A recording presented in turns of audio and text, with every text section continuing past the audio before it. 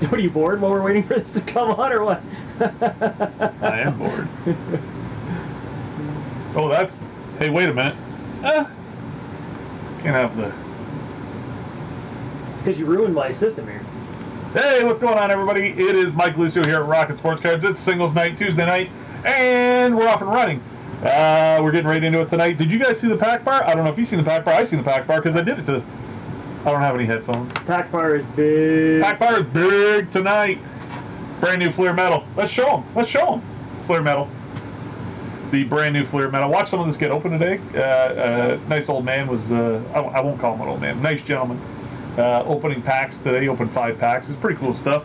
He did hit a PMG, but that's a brand new box. What do we got here? The brand new Topps Chrome. Hottest product on the planet right now. Topps Chrome Baseball 2023. Maybe second hottest product on the planet right now is 2022 Bowman. Why, you may ask? Tell them. Dela Cruz.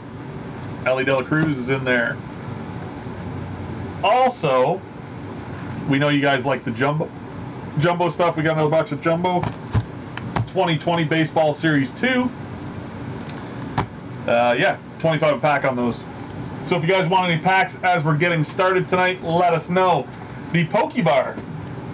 I don't know if you guys know that Poke's like a salad, right? Like a fish salad, like in Hawaii and stuff like that. They do Poke Bowls. Yes. Yeah, very disgusting. Like, who eats fish as a salad? Fish salad? Disgusting. I'm not a fish guy. I'm telling you right now, I don't eat... If it's fishy fish, I don't eat it. Fishy fish. Yeah, I don't like the fishy fish taste. I don't eat... that's the reason I don't eat sushi. I can't do it, man. I can't do it. You're a disgrace. Adam Pelkey from the bottom. Okay. Ooh. Anything else you want? You want me to, like, wear a certain style of hat when I open it? Like, the demands are getting out of control here. But anyways, check out the Poke Bar. All packs are on sale that are listed there. The big one on there to me is Brilliant Stars. So Brilliant Stars shouldn't be a $5 pack. Pretty good value there. If anybody wants to rip any Pokemon packs, I have a box full of packs that I'm going to open. So take your shirt off while opening. Nah, I'm good, man. I'm good. At least undo a couple of buttons. Does anybody like my shirt tonight? It's watermelons. Brandon's like, they look like kiwis. They do. They look like They're kiwis. not kiwis, dude. They're pink. They don't look pink from here. You're colorblind then. Well, you might be right. I can neither confirm nor deny that. What's wrong with you, man? That's why I'm not a pilot. All right, we're going to open a pack of Bowman here to get things kicked off for Ronnie Pelkey. Oh, man. I'm so sore. It is a nice shirt. Thank you. Oh, Colleen's online.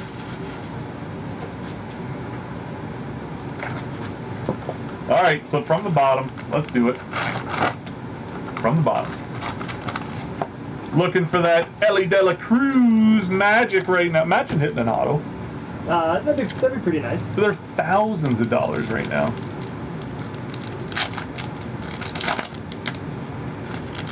All right. Best of luck. Luke Williams, rookie. Ryan Velati, rookie. Louis Gill, rookie. What's going on here? Just going to make an adjustment. Yeah, move it up a bit. There we go. Edward Cabrera, rookie card. We've got Orelvis Martinez, high 5 futures for the Jays. So being a Jays fan, that's kind of neat. Jose Ramos, first Bowman. Austin Martin, former Jay, got traded. Braylon Jaraba, first Bowman. Here we go. This is where it gets good. Same guy with the chrome. So you get paper and chrome in these. Harry Ford prospects. So no Ellie in the first pack. Some good rookies in there, though. Carla, what's going on? Going to Pelkey. Nice. All right, so if anybody wants any packs, we'll open packs before the start of the show. Is the camera crooked or are the pictures? Pictures are crooked. Obviously, look at. It's when the trains go by. When the trains go by, the store shakes. A little better. Oh yeah, that's really bad. Oh, I feel so much better now. That was driving me nuts. All right. Were you getting vertigo? Pleasure Box is open tonight, so the Pleasure Box is available as well. We got hockey, baseball, and and wrestling tonight. I'm trying to think what the hell's going on. Beers and bands tickets are starting to sell, like really starting to sell. So if you haven't done that yet, you might want to get on that. Tickets for beers, bands, and cards on sale here at the shop or online at rocketsportscards.com. There it is. Brad Kett, 2 brilliant stars. Let's do it. Looking for some brilliant magic here. Do us a favor and like and share this broadcast. Star you, I'm the pimp. I'm the pimp. That's what it sounds like. What? Is that not like I'm the pimp when you first look at it quick? Yep. I'm the pimp. Impidimp is what it looks Fermi, like. Spirit Bomb, Spirit Tomb, Magmar, Star U with the shiny shines, Muck, Energy, and then we round out with Pakarisu. That's a cool looking squirrel-like thing. Rob knows what's up, man. He knows that's good pricing. He knows it's solid. There's one for Colleen or for Brad Kett. We got Colleen Beckett with a Bowman coming up as well. We're gonna get started on singles night here when people start kind of shuffling in. It's still early. I'm the Pimp is the next card. Shinx, Milcery, Purloin. Getting a lot of the same cards. Spiritomb, Liepard with the Hollow, Excalibur, and then some. Ooh, that guy's cool. Grottle. It's like a turtle / dinosaur. Hear about the aliens? I don't know if we've been online since the aliens arrived. Have they? Aliens have arrived? Yeah. The what do we got going? We need a Bowman? We need a Bowman. We need a bunch of more Pokemon cards. Alright, we'll do one more Bowman. Pick it from the left side about halfway down. Don't know if that's good or not, but just switching it up a bit. One Bowman going out to Colleen Beckett, and I'll get those Brilliant Stars and Lost Origins next. Alright, here we go. Shane Baz, rookie. Jackson Kowar, pretty good. Gavin Sheets. Juan Yepes. Marco Luciano, Vibrations. We got Eduardo Lopez, first Bowman. Warming Bernabel, first Bowman. Brett Batty.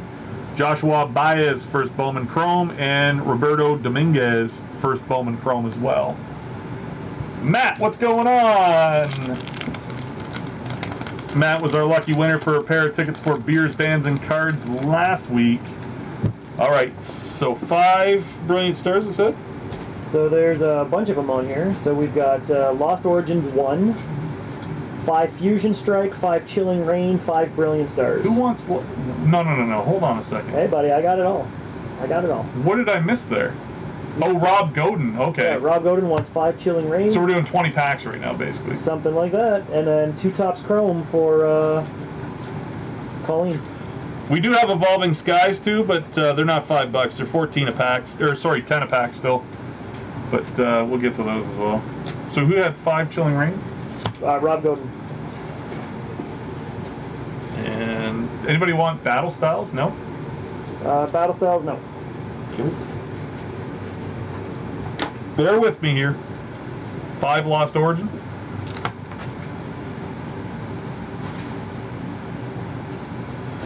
And 5 Fusion Strike. So Chilling Rain and Fusion Strike are for one person, and then the other 2 are for the other. Chilling Rain and Fusion Strike are for Rob Godin. Rob Stain just taking 5 Brilliant Stars and Lost Origins. So who was first? Rob Stange? So Rob Stange, yeah. Okay. So Rob Stange, you're up right now. 5 Brilliant Stars, 5 Lost Origin. Is that right?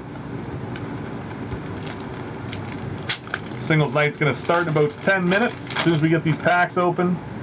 Going to fly through 50 cards tonight. Chimichar. There's Impidimp again. Oh, look at that. Is that good? A full art? Or a fart, as they call them. TG03 out of TG30. Octillery. We need some commentary on these guys. What do you guys think of that card? That's kind of neat. Garchomp with the hollow as well. Is this Rob? Yep. Rob always hits decent cards out of the Pokemon. He must be so excited he can't type. Alright. Chimichar again. I just like saying his name. So what is going on here? What is that? Why is that in there? Blunder Policy, Tornadus, and then looks like a V-Star, some type of weird. No idea. Good luck with that pack. It is mangled.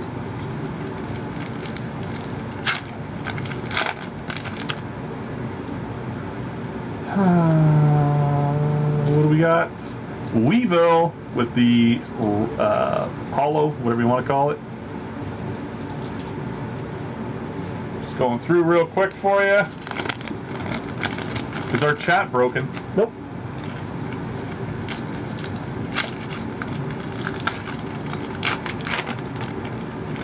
Why do we get the same card on the front all the time?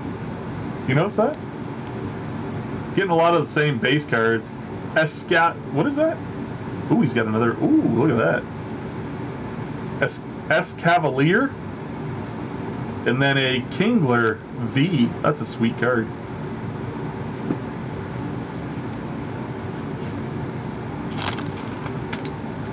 One more Brilliant Stars for Rob. Ooh, Burmy. Ryu. Finally, not the same damn cards on top. Minchino and Torterra with the shiny shines, both of them. Prawn Nut on the back. Never heard of them. Did you look them up? What is Carla saying hey for? I think she wanted to say that the chat was not broken. Oh, okay. We're on the Lost Origin now. Box of Disaster. Well, that doesn't sound good. With the shiny.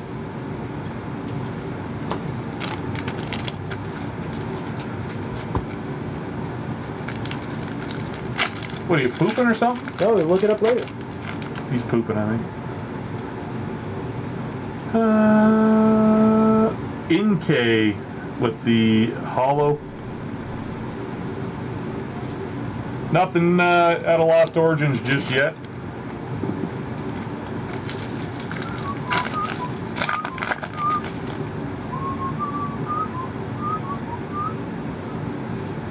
What is that? Obama Snow? That's a cool looking card. He's like Obama Snowman. And Villaplume. I know that one from the old days.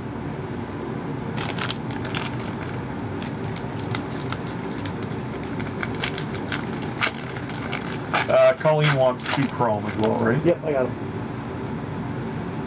Shuppet. Oh, there's a Pikachu. Wind-up arm. No idea. Nothing crazy out of Lost Origin yet. At least we have that full art out of Brilliant Stars there. Oh, I think there's something coming here. A couple cards, actually. We got Gastrodon. Oh, this looks sweet. What is that? Goodra V. That card's pretty sick looking. Rob, you gotta look it up, buddy. Look at that card. Yeah, I like the way that, look at the shine of that in the lights. Shiny shine? Look at that. Oh, that's awesome, yeah. Some last pack magic for Rob there. Alright, Chilling Rain going to Rob Godin. Chilling Rain's coming up. Time to get in some sports cards here. We got some really cool stuff tonight. We got the Trainer, Honey. Your first hits.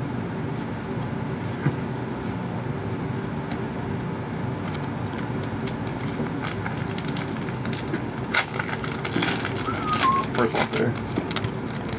Sneasel. My favorite name.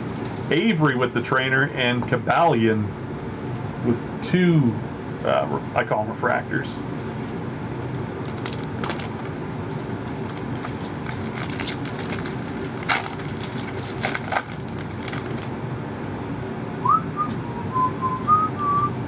Scolipede?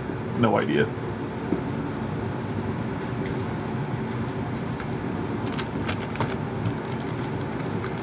Probably worth $2.99. What's worth $2.99? All right, here we go. Something shiny. Passamian Rapid Strike. That's cool looking. Quillfish.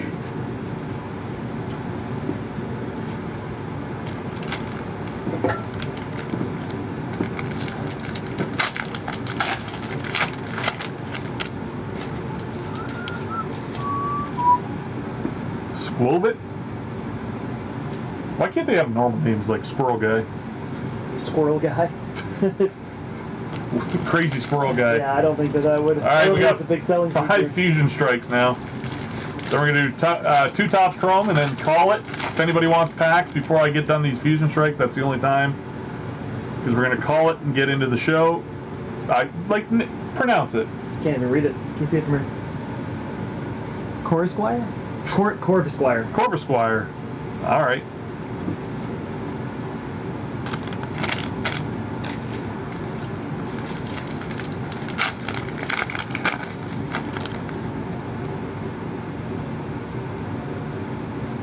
That's cool. Wooloo.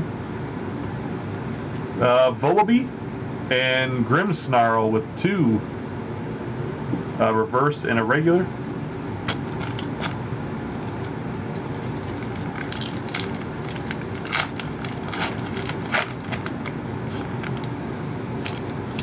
Alright. Oh, I think we got a cool one coming here. Crocodile. That is a cool card. Crocodile. It's an alligator. Or a crocodile.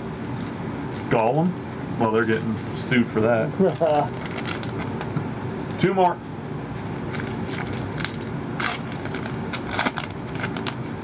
Groupon. Ooh, Jinx. Did you ever see that one? That's going back a ways. Voltorb. I remember that. Lapras, one of the cool ones. Looks like, what's the giant water monster called? Like a Kraken? No, the Loch Ness Monster? Yeah, Loch Ness Monster. Alright, last one here. Chili and Silent and Cress for the trainers. Trainers have a little bit of value. That might be decent. And that's it.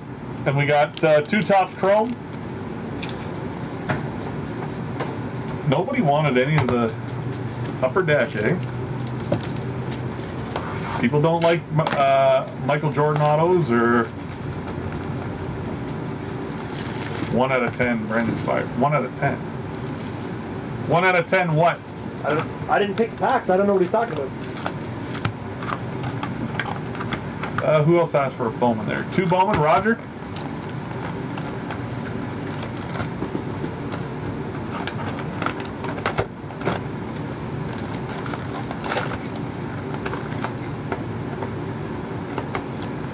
Alright, we'll shut her down right after that, but we can do packs a little bit later on. I just want to get into singles night. Topps Chrome going to Colleen Beckett, a.k.a. Ryan Mitchell. Here we go. Evan Longoria, Diamondbacks. Royce Lewis for the Twins, I believe. These are so nice this year. Gabriel Moreno, pretty good rookie there. Miguel Vargas, rookie for the Dodgers as well.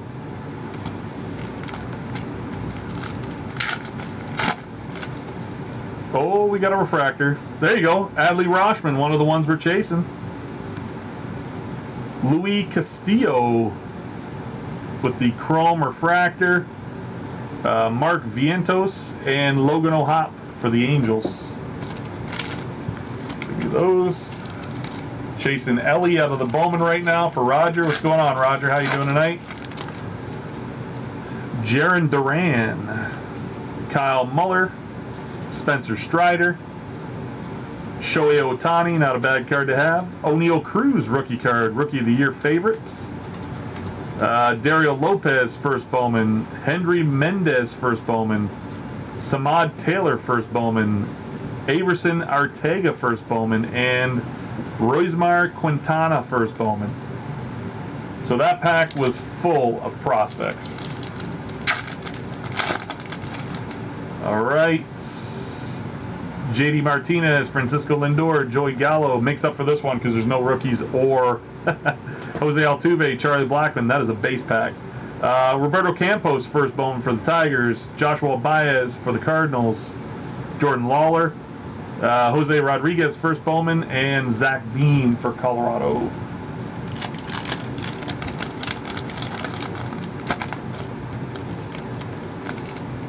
Yep. All right, let's get going with singles night now. First up, we have a Bobby Orr for $4. It's from Parker's Champions Renditions with the art card, $4. Everybody knows how this works. You put, 60 seconds on the clock? 70. 70 seconds on the clock. And you have to claim with the amounts. So if it's $4, it's claim 4.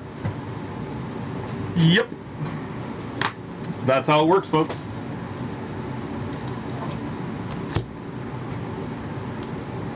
You got stuff everywhere here. Dale Brown's going to be the first to buy a card tonight. Nice pickup, Dale. Nice Bobby Orr. Next up, from this year's Artifacts, we got Teemu Selanne. This is numbered out of $4.99. Legends for $5.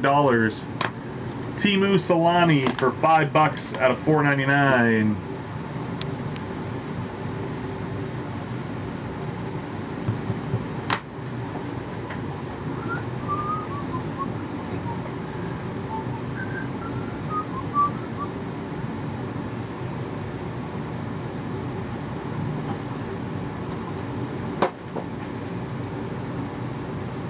So your advertisement about credentials today, that's kind of a surprise, huh?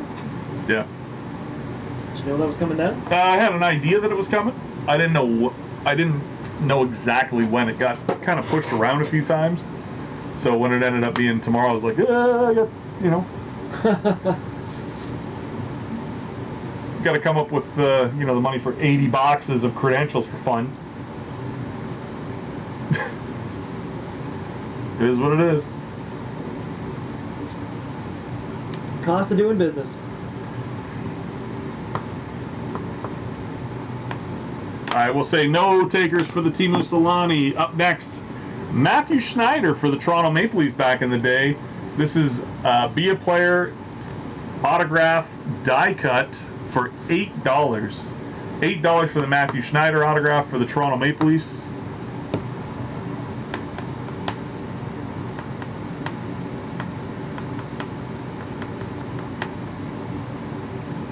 Dale Brown's 2 for 2.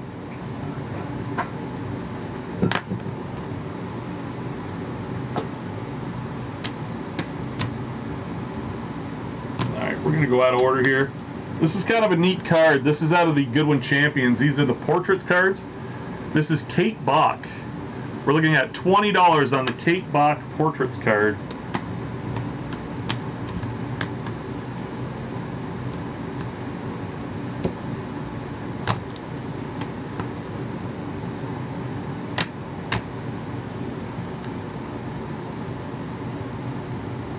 Did your name come up?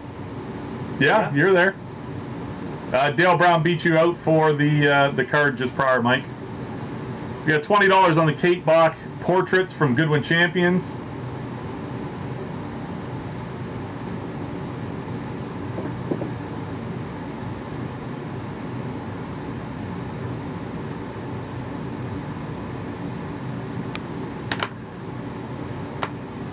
You want to tell them? About what? Cauliflower Alley. Do I want to tell them? We're going to miss a show that week. Don't break their heart too early. I know. Sometimes you got to rip the Band-Aid off. Yeah.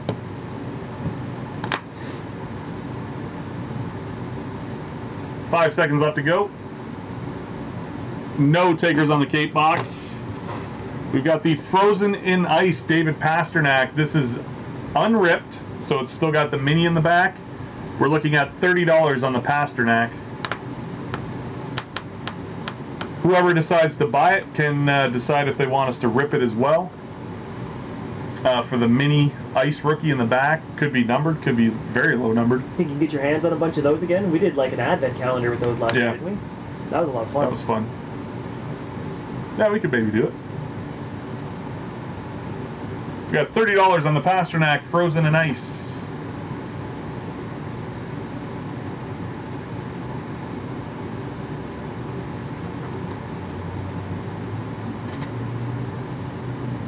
Is there a bottle of water I had here? I'm sure I can find one for you. No, I had one. There was. That's down. There's one down there.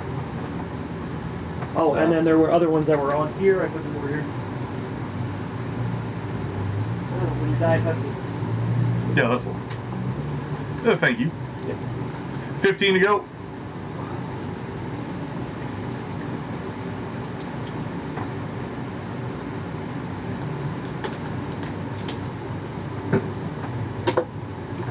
No takers on Pasternak.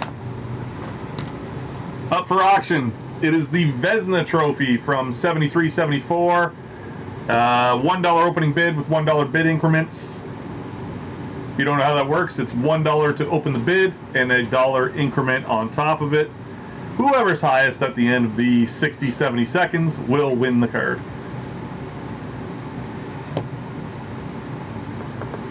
Figure a nice goalie fan out there would like this for their collection.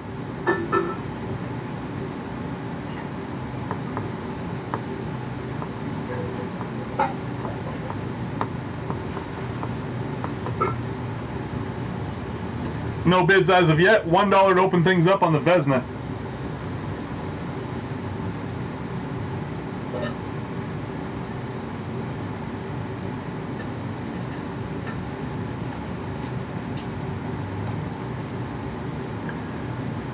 No takers. $5 to Carla.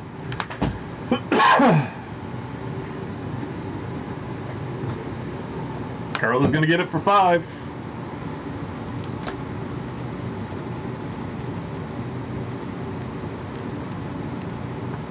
All right. Calling an audible here. We got Ferguson Jenkins with the Mega Memorabilia from In the Game Canadiana with the Chicago Cubs memorabilia. We got $40 on the Fergie Jenkins 2-color jumbo swatch.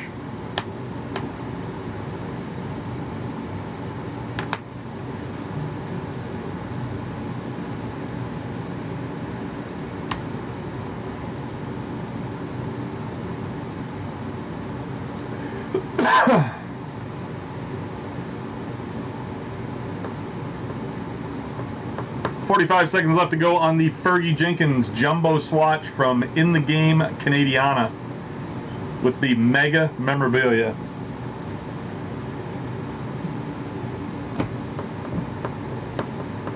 $30 seconds. 4-0, $40 on this.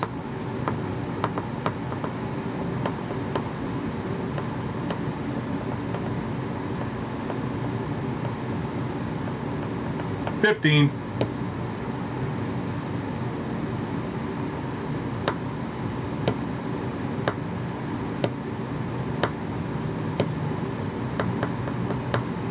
No takers on the Fergie. Caitlin Clark, sorry, I'm having a hard time. Caitlin Clark with Bowman University, one of the best female basketball players in the world. $8 on the Caitlin Clark.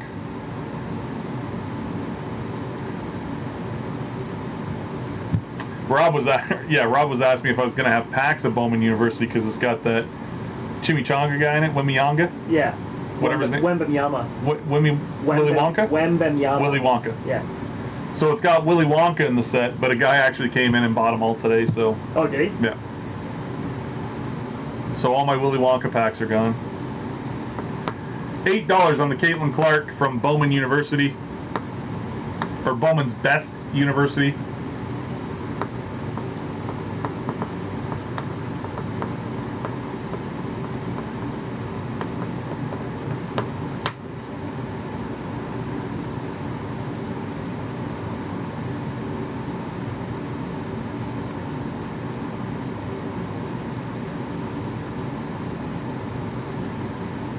Should open the show with Pee Wee Herman. We dropped the ball. We dropped it. I could throw a Pee Wee Herman sound effect in. No, it's okay. It's just probably that laugh. It'll hurt too much. That thing that he does. Ridiculous. Up next, we have the Aaron Judge rookie card insert from Bowman's Best for $25. Aaron Judge, very hot in the card world. Probably second. Well. Oh, nobody's touching Ohtani right now. So you got Ohtani, Ellie's really hot right now. Other than Bowman guys, like Bowman prospects, like guys that are in the league, I think Judge is probably second right now. Trout's always up there, too. Yeah, but he's always out there. So we got $25 on the Aaron Judge refractor from Bowman's Best rookie card.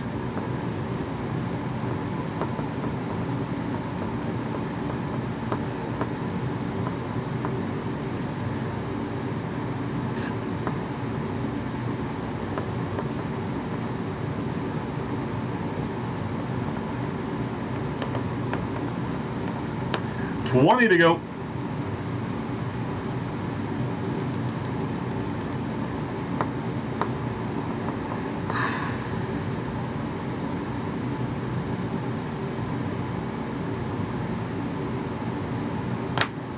I think he butt dialed. All right, really big card up next. We got the Steve Austin and the Rock. Just the Rock has the memorabilia in it. What are these called? Championship memorabilia. What's that? Championships and contenders from WrestleMania 20? Not sure. It's a Fleer set. It's not even tops. But it's got a piece of the Rock's memorabilia in it. It's $80 for the Rock from Fleer. What's in the other seat? Nothing. It's filled in because there's dual versions. So there's singles and then there's duals. But Rock memorabilia is like insanely hard to find. Yeah.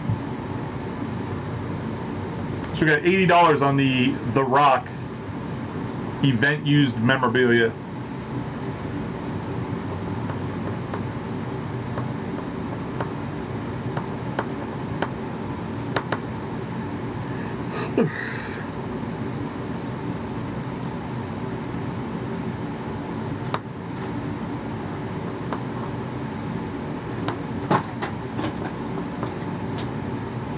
Come on.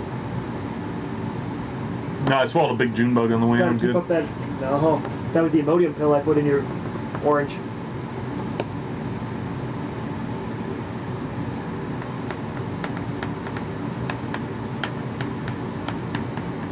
Someone's gonna have the scoots later. I hope so. All right. Special Pokemon card's gonna make an appearance tonight. It is a Lugia. $15 on the Lugia.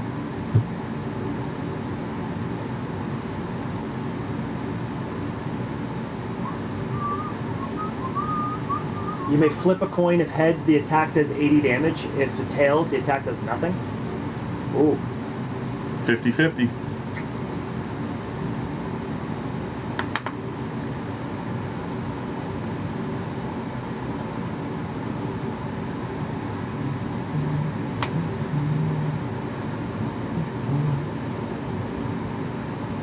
It's a cool card.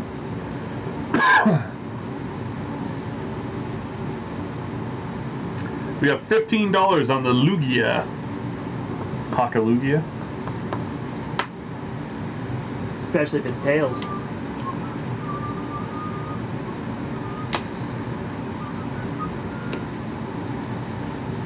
Oh, 15 seconds to go. Starting to think I'm talking to myself. I'm here, listen. All we're getting now is butt dials. Well. No takers. All right. How about an Owen Power rookie card from Artifacts, number to $9.99 for $12. $12 on the Owen Power Artifacts rookie.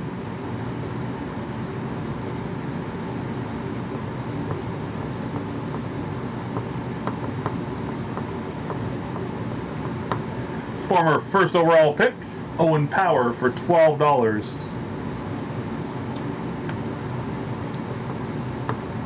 You eat an orange like a squirrel eats a nut. Yeah.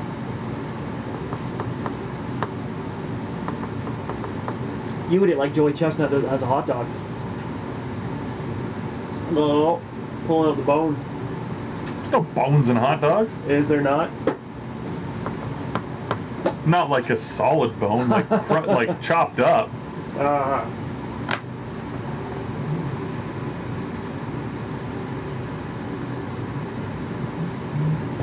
All right, we got $12 on the Owen Power. No takers as of yet. About 10 seconds left to go. How's Noah feeling? I saw he was wasn't feeling very well. When? Cindy posted something on Facebook. Said he. Oh, he was cranky. Oh, He's yeah? just tired. He's always up to something. We got the Connor McDavid out of $4.99 going for $10 from this year's Artifacts. My girls are wrapping up their beach volleyball this week. Nice. It's kind of nice. And then they can start getting into indoor stuff. Be good for them. They're really looking forward to the indoor stuff. So we got $10 on the Connor McDavid from Artifacts, numbered out of $4.99. 32 live viewers right now. Send a shout out to everybody. If you can, like and share this. Get some more people involved. I think you can call this the dead of the summer. Could be. It's right, that's dead nuts in the center of it, right? So. I always hated August when I was a kid because you knew you had to go back to school soon. Yeah. I hate school, man. Why? I hated school.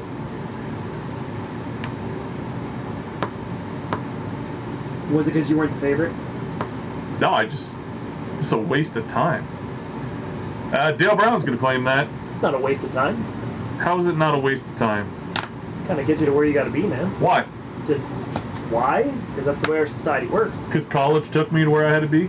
They say, you didn't get into college. Listen. I'm going to tell you something. I'm not bragging or anything like that, but there's a lot of people that spend a shit ton of money to go to college and university that make nowhere near what I make. Well, that's true. You get what I'm saying? But that's also because they don't have the motivation. They assume that it's just going to be handed You've to them. met me. How motivated am I? Yo, you're super motivated. No, I'm not. Not a chance. Oh, get the hell out. What are you talking about? No. Ivan Rodriguez, Titans of the game. Really cool refractor card. We got $4 on the Pudge. I got you nothing. I'm leaving it there. All right. I'm just saying, like, I think the whole school system is just a huge cash grab. Well, you're talking post-secondary. I think all of it. Well, there's no cash grab for elementary school. Of course it is. From your taxes? No. Yeah. What are you talking about? Okay, first of all, you can't trust that people are going to teach their kids, first of all, because of the society and the economy that we live in. Parents are too busy to teach their kids that. And we saw how it worked during the pandemic when parents were responsible for getting their kids to school and so many of them didn't even come. So you can't trust that parents are actually going to do that. But I want to ask you something. Sure. And I want to ask the crowd watching, okay? If your kid isn't motivated to go to school, it's probably because you're living in a family where that was the trait. I would disagree with that. And I'll explain to you why after you let me get through this, okay? I got to word this right. The kids that want to go to school will go to school. And it was probably the exact, like, for instance, I never wanted to go to school. Like, I dreaded getting up in the morning. Matt, I agree with that. There are some parents that are much better than some teachers out there because some teachers aren't in it for the right reasons. So I'm going to disagree with you, and I'll explain to you why. So I didn't even finish my story. But so both my parents dropped out of high school. My dad was a factory worker. My mom just kind of was odd jobs here, there, this, that, the other. Both my parents told me that they didn't care if I went to college or university, like they didn't care. But for me, it was a motivating factor to be better, to see where they were at. Yep. And I was like, I want to do that. I'm staying out of that, man. I'm not answering that. I don't think. Whatever. How do you answer that? That's a slippery slope because if you say no to drag queens, then you have to say no to, say, indigenous people coming in and reading, and anyone who has been a minority, you would have to say no to. You would have to say no to them. So you either open it to everyone or you open it to none.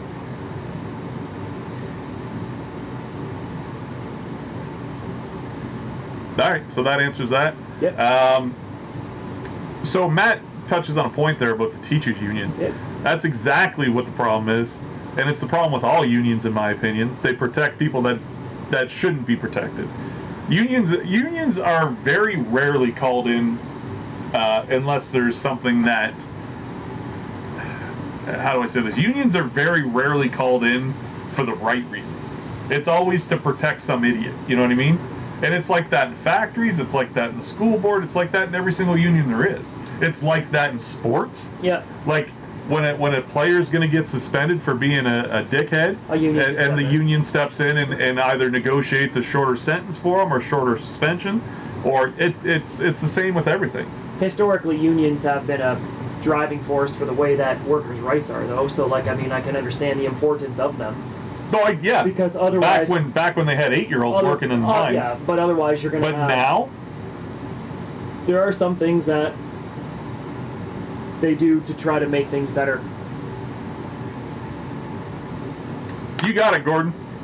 My dad brings up a good point there. I was bored. And that very well could be, because there probably was no differentiation for you. It was everyone doing the same stuff. The school system has evolved since you and I were in school. So now we're looking at science-backed, individualized programming for specific students that would cater to their diverse needs or diverse learning styles. So for someone like you, who very well could have been bored in school because you were maybe gifted, you would have sat there. I would go on. I would say yes, gifted. I don't have any numbers that back that up or support that, but you very well could have just been sitting there being like, yep, this sucks. I'm not interested in this. I don't care about this, blah, blah, blah. There was nothing to motivate you, and the teachers weren't going to go above and beyond. Well, here's the thing, right? So I think school is just a cash grab. Yeah, but... So... And it's not on the post-secondary level either. First of all, the majority of teachers are glorified babysitters. Well, we're considered that by the public for sure. Yes, so that's the only reason you exist. Well, in my opinion, we are traditionally that's the reason that it started. It is to drive the economy, because there does need to be childcare. I would agree with that. Yeah. So I was watching. I don't know if anybody else has seen this out there. We're going off the track here a little bit, and it's not to offend anybody by any means, but we like to talk sometimes on the show. So I'm watching this old video of one of the Rothschilds. Was it Rothschild? No, it wasn't Rothschild. It's the Americans. I can't. The name's escaping me right now, but they came to the conclusion back in like the 40s. They're like, we're not taxing half of our tax base right now, so they wanted to put the kids in school so that the women would go work in the factories while the men were away at war. Okay. So and then they're like economy driven. Economy driven. Economy driven. Curtain's bad. I'm not even talking about the curriculum. I'm just talking about, do they even need it?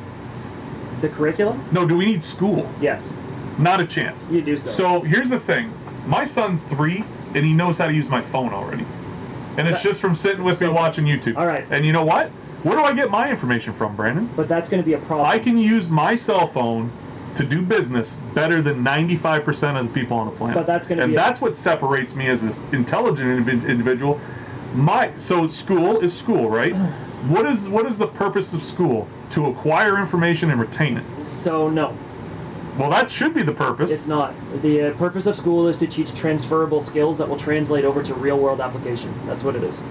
To learn how to be a slave. It's to learn. Absolutely. No, it's not. So part of the thing that you're talking about now, the reason that you're good at what you do, and I'm going to differentiate you from Nova because Nova's younger. Him being on a phone, I'll tell you right now, is bad for him. I understand. No, he gets so much time to sit and watch YouTube with. That's fair enough. But what happens is that his developing brain right now is going to be rewired to be wanting to have something that's going to give him immediate gratification, which is going to make it difficult for him to actually be able to focus and concentrate in school. Because if your brain gets a reward every 5-7 seconds, that's what it gets programmed to remember, and that's what it wants. So reading to Nova right now, not from like a phone, but actually like books, is the best thing that you can do for your child right read now to them every night. To set them up for no, at Nova's age, he should have no access to any electronics because all it's doing is... I disagree. And the reason I disagree is because it's not going away. Well, I agree with that. But there needs to be and that's where, when I said transferable skills... So here's the way I look at it, is if he knows how to use all these tools that are at his disposal better than any other kid in his class, because it's not like we abused, like, oh, sit in front of the TV. That's not the way it is. Yeah. Like, he gets so much time a day. You know what I mean? Like, for some people it is, though. I understand that. That's the problem. I understand that, but he still has to have those hands-on experiences where he gets to play and he goes outside. Sure. But I'm telling you right now, it's literally like whoever the best is at acquiring information wins. But that's okay. So I disagree. And the reason I disagree is because it's very easy to acquire information, but it's not easy to critically think about the information that you're getting and be able to apply it. I understand that, but I can do that. But you've learned to do that. Yes. And that's not something that is taught in the real world. We're trying to teach that in school, where we're looking at, here's false information, here's this. How do we be critical about what it is? How do we question the things that we're seeing? But who are you or the school board to tell a kid what false information is? Information is information. Now you're talking about like you're talking about tunnel. Like, you don't think outside the box. Don't think this way or that way. Just stick to the curriculum. So that, to me, that's a problem. But there's no. So I'm not understanding what you mean by who am I to tell what information. No, who are the school board to tell kids? It's like this math bullshit that's going on. Like 4 plus 4 is 6. That's a right answer. There are no wrong answers. That's what. So general public hears that. They hear there's no wrong answer. It's about the journey, and they hold on to the fact that we say they're assuming that 4 plus 4 is 6. And we're okay with that. That is not okay. We're not okay with having 4 plus 4 is 6. Like, it's not like if a kid handed that in that they're going to pass an assessment that says that. We're looking at what are the steps that a kid took to get to that answer, and if that answer makes sense, but they've made a mistake, we can give them credit for the steps that they took in order to help them find success. No. Because let's say we had... See, I don't agree with that, because back when I was in school, you had to show your work, and it had to be... And that's what it is. I understand, but that's the communication aspect of it, yeah. So I'm not a genius by any means. Well, I haven't been tested lately, let's put it that way. All right. But, like, I could use my brain to solve a math equation without even putting it on paper. Which is fine, and that's okay. But, like, I have a good friend, Vern Prescott, it's Kevin's dad. He was my math teacher. He's like, you're failing, Mike. I'm like, why am I failing? Like, I give you the right answers to all these questions. Because you can arrive at an answer but not show the work. That's right. That's part of that. That is a problem. How is that a problem? Because there are certain questions that you're going to come across that are going to require you to actually... I can break it down. I just didn't... No. Hear my side of it. I can break it down. I just don't feel like it because it's a waste of my time. Back in high school, I would just do the work as quick as possible, and it would be right. The answers would be correct, right? And he could stand over top of me so I'm not looking at someone's page and do all that kind of shit. So I'm not using a calculator. You know what I mean? The work allows for there to be accountability in case someone is cheating. Okay. Well, I offered one time for him to just stand over top of me. But he won't do that because then all of a sudden... Because then I make him look like an idiot. Or it centers you out. It makes him look like an idiot. But it does. But it protects both of your dignities. I understand. Well, I'm just saying, like, hey, if you got a kid that can work it out in their head, that's way better than putting on paper. And that would be a differentiation. That would be something that teachers should be doing, as long as a student can work with a teacher and be able to explain how it is that they arrived at something. Because at some point, unless you're like next level genius, when you're going to arrive... They haven't made a test. You're going to arrive at a point where you no longer are able to do that because there will be so many steps that you'll have to break down. And if you make a mistake on one of those steps, you will not arrive at the correct answer, and then everything that you've done without showing any work, no journey, no process, you will fail that, and that's not what they're wanting to do. They're wanting to give kids every opportunity to be able to explain how it is that they arrived at an answer. I understand. Even though the answer might be wrong. And that's not saying that so is it right that a kid gets a B in a class that shows his work and he's wrong. Yes. So he's an idiot. No. Listen. He's an idiot. He cannot. Yeah, we can get back to cards. Yeah. Chill out. Anyways, is there a way that kid should be marked and get a better mark than me, who has the correct answer, but did not do the steps? In my class, I'm technically smarter than that kid by far. So technically, what would happen is, if you want to. All right, so we'll put a card. So this is Adalis Garcia from Topps Chrome Update, autographed rookie. Rookie cup. We got where is this? $15 on this card. So let me give you an example. So let's say you have an assessment, and let's say a kid understands the steps, but during the steps they've made one mistake, and in turn get the wrong answer on that question. You can't throw the baby out with the bathwater there. Because they've shown that they understand the process, but maybe they forgot to carry a 1, or maybe they hit add instead of multiply or something. They've made a computational error. I understand. But what I'm saying is that I didn't forget to add the 1 in my brain. I get that. And I don't need my hands to put it down on paper to visualize it. And again, I understand. So I get a D, and that kid gets a B. So no, you would not. Yes, back then I did. But you would. But so now you would not, because there's different levels, and you have to remember that assessment is all going to be subjective to the person that's actually doing it.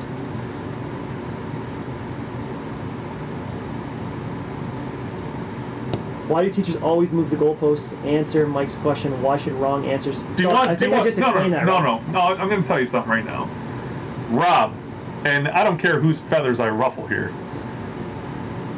The reason that the goalposts keep getting moved, they want kids to get A's in high school and do whatever they can to get A's in high school, because they're a factory churning out dollars to the next level education. Okay, so no, that's not true. Yes, that is absolutely that's true. That's not true, because we're actually pushing more so for kids to get into trades right now, as opposed to getting into college and university. Like, we have a major push on, you do not need to go to college and university to be successful. I understand. That you don't have to get A's and B's. You can be mediocre at school and still get a job, that allows you to apply yourself and be a contributing member of society. Of course. So I think everybody with a job is a continuing member of society. 100%. I agree with that. And we are a service industry where we are providing a service. Absolutely, service industry. And we need to be able to teach kids how to be able to survive in a service world. All right. So we got Jamie Drysdale. Is it Jamie? It's Jamie, isn't it? Yeah, Jamie Drysdale. Rookie from SPX Finite, numbered out of $3.99 for $16. I apologize to anybody that didn't like our conversation about the schools and how. Okay.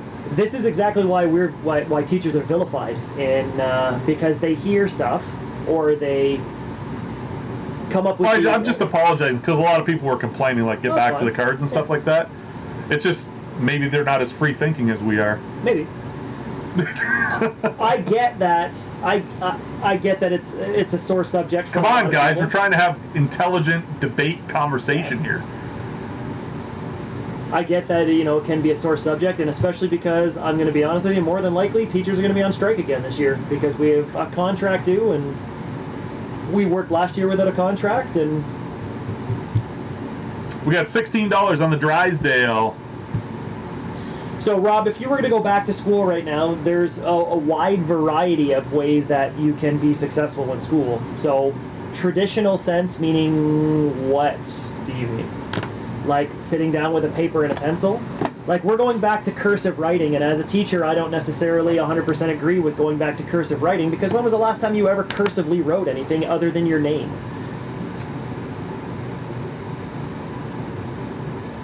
Yeah, but that's part of the deal, dude. Yeah, my salary is split over 12 months, so I work 10. But like you say, oh, you make enough money with your summer off. But here's the argument to that: they get the summer off. That's great. How many weeks vacation do you get?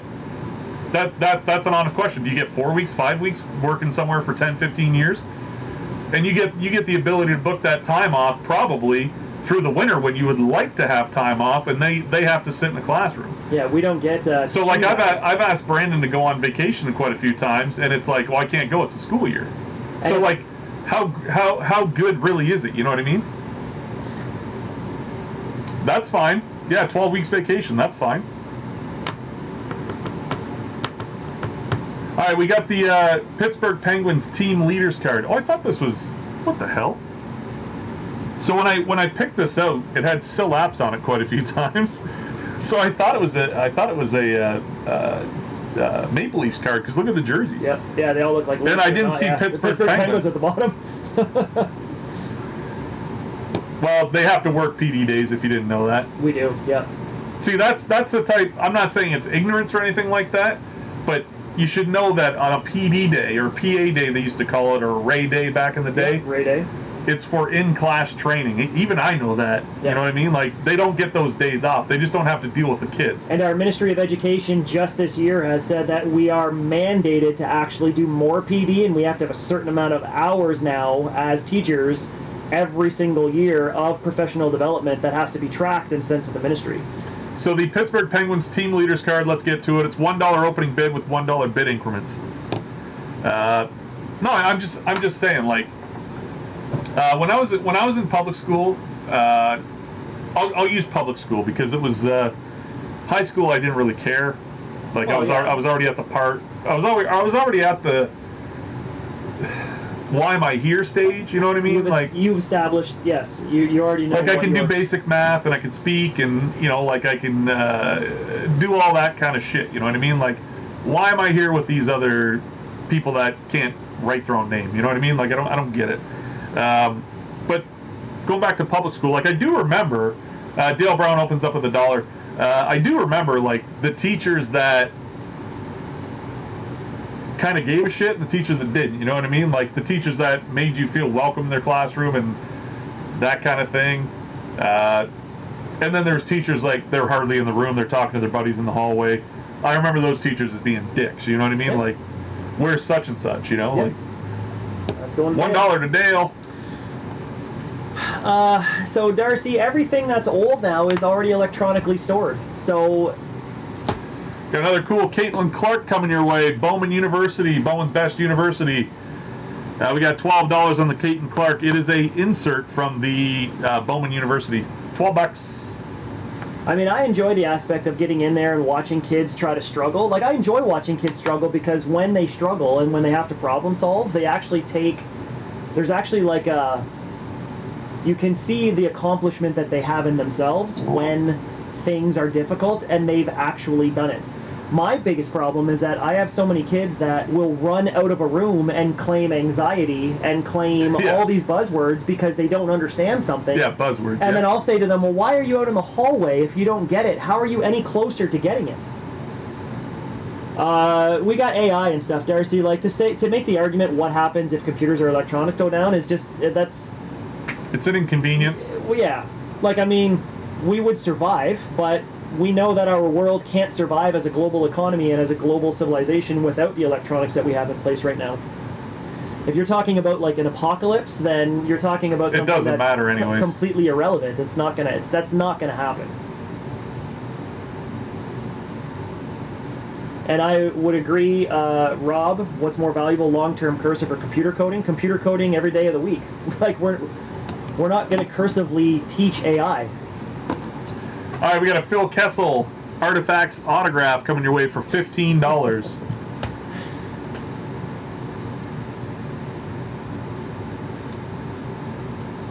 And remember, cursive writing was all about efficiencies. That's what it was. It was a faster way to print. That's why it was created. So because we wanted to be quicker at things. We're much quicker at things with electronics now. I can talk to my phone, you talk to your phone, we record voice messages. So this is evolution, a natural evolution of how do we do things faster and more effectively and efficiently. All right, we got Nikita Shoshnikov for the Toronto Maple Leafs, well, used to be anyways. Fleer Showcase Patch Auto, RPA, rookie patch auto for $16. I want to say this. I want to. This is a poll for everybody out there. I want to know, what is more important, mathematics or language? That's the question that you can't ask. Why? Because they're two separate things. No, I'm talking in the form of teaching. But then it's a question that you can't ask because. Well, I just did. Yeah, I'm a free-thinking person, and I just asked the question. But. Hang And just hold on, Brett. It's all going to come back full circle to your cursive writing. So to me, nobody's really answering. So $16 on the Nikita Shoshnikov. Well, I think I'm blowing their brains, eh? Like, it's just they can't handle it. They came here to buy cars. So I think language and writing is the most important thing we've ever done. I would agree with that, but you can't separate the two. They're two silos. Of course you can. And you know why? Because without being able to speak and communicate, you can't do math anyways. But they're so intertwined. You can understand numbers, but not really understand language, and you can understand language, but not really understand numbers. And you need both in order to be an actual member. No takers on the Shoshnikov. All right, we got an unopened pack of Upper Deck Ice bonus pack from 2021. $1 opening bid with $1 bid increments. In all honesty, this is the way. So we talked about. There was a comment earlier about the curriculum. Our Ontario curriculum is crap. It's terrible. Memorizing facts does not make you a good student. The reason that I was really good in school is because I could read something and memorize it and use it on a test and forget it the next day. Yep. And there's a lot of stuff that I've studied that I don't remember doing, and it's because I was good at memorizing things. Education needs to be about application. You're taking in a skill. Paul with the opening bid, $1. You're learning a skill, and then you have to apply that skill because no one gives a crap whether or not you can memorize it or recite. When was Canada's Confederation? Who cares? 1482. Exactly. $2 to Charles Lloyd is the high bid right now. So we need to move towards the application of things. Like, I've got this information, now what do I do? 10 seconds left. Rob Stange at $10. Brain implants?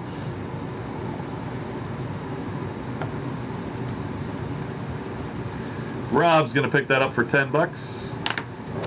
All right, we got a Villa Plume from, is that Jungle? We have Jungle Villa Plume. So basically a Villa Plume rookie card. It is a hollow, $20 on the Villa Plume. Hey, Adam, I would have opened it if you want it, bud. Next time, type a little faster. Use that language skill. That's right.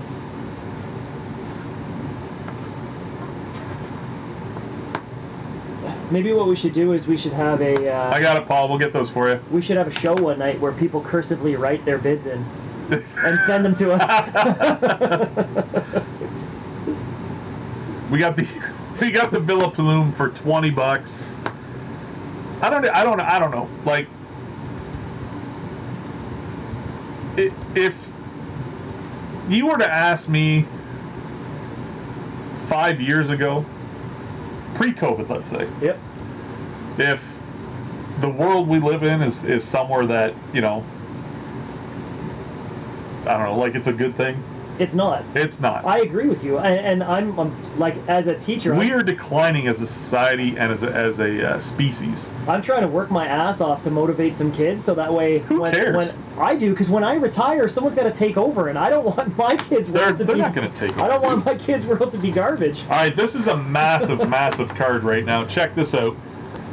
From the WCW NWO packs, this is Kenny Chaos. This autograph goes for crazy money.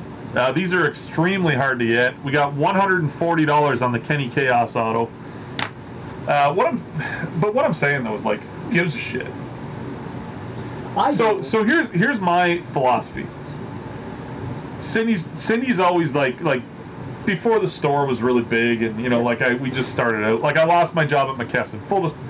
They moved. Like, I had the opportunity to go with them, and I said no. Yep. I already had the store pretty much in place. I wasn't going to up and move everything. So it was one of these things where it was like money was an issue, you know what I mean? Like, we weren't we weren't doing as well as we are now. Okay? But I don't even know where I was going with this, man. I'm having a brain fart now. But it was just... Oh, that's what I said to Cindy. I'm like, I've never really worried about it too much. Like money and stuff like that. Yeah. So she says, what are we going to do for money? I said, steal it. She's like, what? I'm like, if you're in need of money, just find a way to get it. Well, they print it every day. and to me, that's just my brain saying, like, we'll figure this shit out. We'll do what we got to do. Of course. But I wasn't stressing about like, oh, where are we gonna? So I was only working part time at the end anyway. I was making like $500 every 2 weeks. You know what I mean? Just doing 3 hours a day. But it was like, how do I replace that 500 with my bills, right? But you're motivated enough to actually go out and do something, and I think that's what we're missing. But I'm not.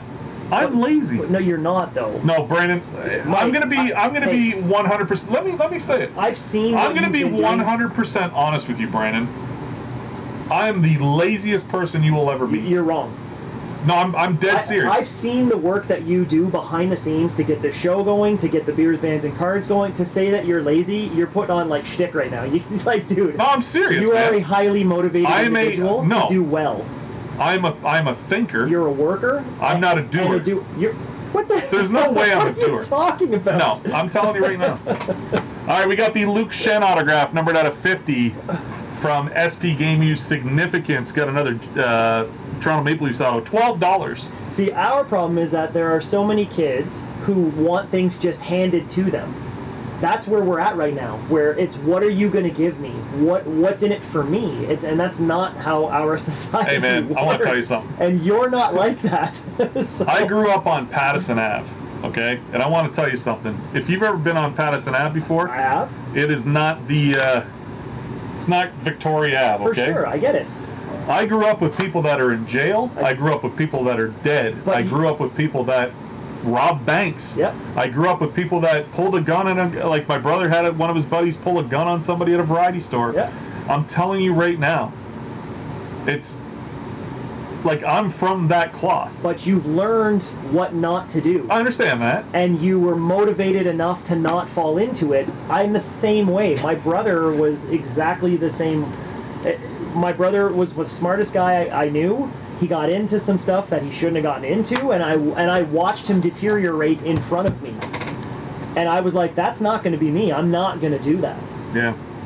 We got the Patrice Bergeron. This is from Upper Deck Buyback, numbered out of 49 for $15. Just putting it on tonight for Bergeron, who retired after like 74 years in the league. Did he play a full season in like the last 5 years? Yeah. Always had an issue. No. Well, he was oft injured for sure, but his back, his hip. So even though he's in the league for 20, he probably only played for 10. Okay. They still paid him for 20 years though. They're saying he's the GOAT, man. Like they're saying he's like the GOAT in Boston after Bobby Orr now. Like he's the guy. The amount of time that he got paid for, but he only worked, they should call him Patrice Bergeron, the teacher. He should be the professor. Yeah, he had the teacher schedule. He got it. No kidding. He's got I want to throw this out there. Like it seems like a couple people were upset that teachers get so much vacation time. Well, it doesn't bother you when your favorite athletes take 6 months off a year and you pay them $13 million. Like if you're a Toronto Maple Leafs fan and you're paying Austin Matthews whatever $14 million on his next contract, he's only playing. Well, like they hold him back a few games too. Load management. So he's only going to play 70 games a year. You know what I mean? Do the math. That's $500,000 a game. I do that. See? Did I have to show my work? No. I know that 14 divided by 2 is $500,000. Okay.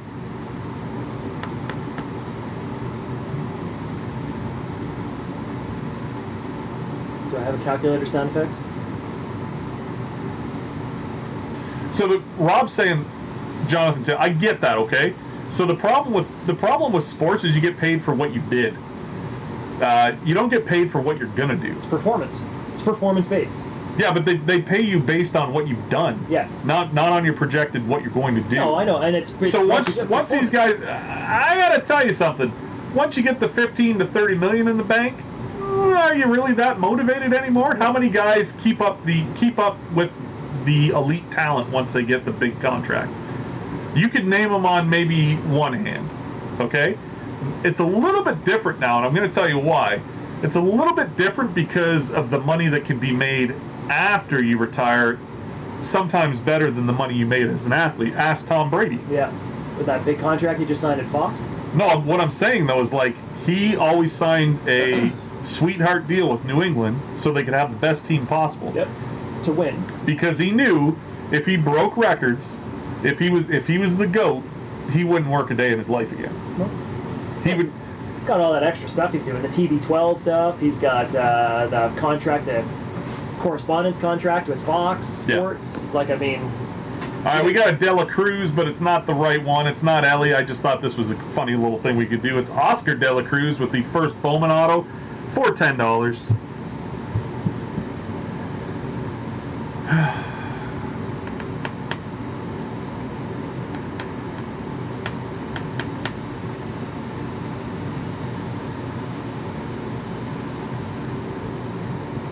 I don't know. I just think they should drop the bomb.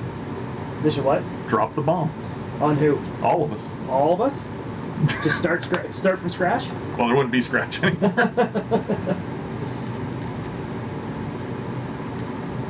Matt McKay is going to take it. All right, we got Juicy Anus with the Future Watch patch auto. Former prospect for the Toronto Maple Leafs, Juicy Anus. Juicy Anus, I like to call him. 32 out of 100 for the Future Watch patch auto. We got $20 on it.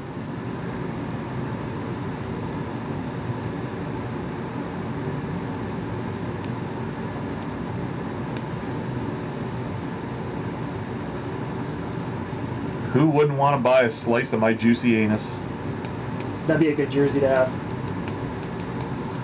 His name's UC Arinus, former Toronto prospect.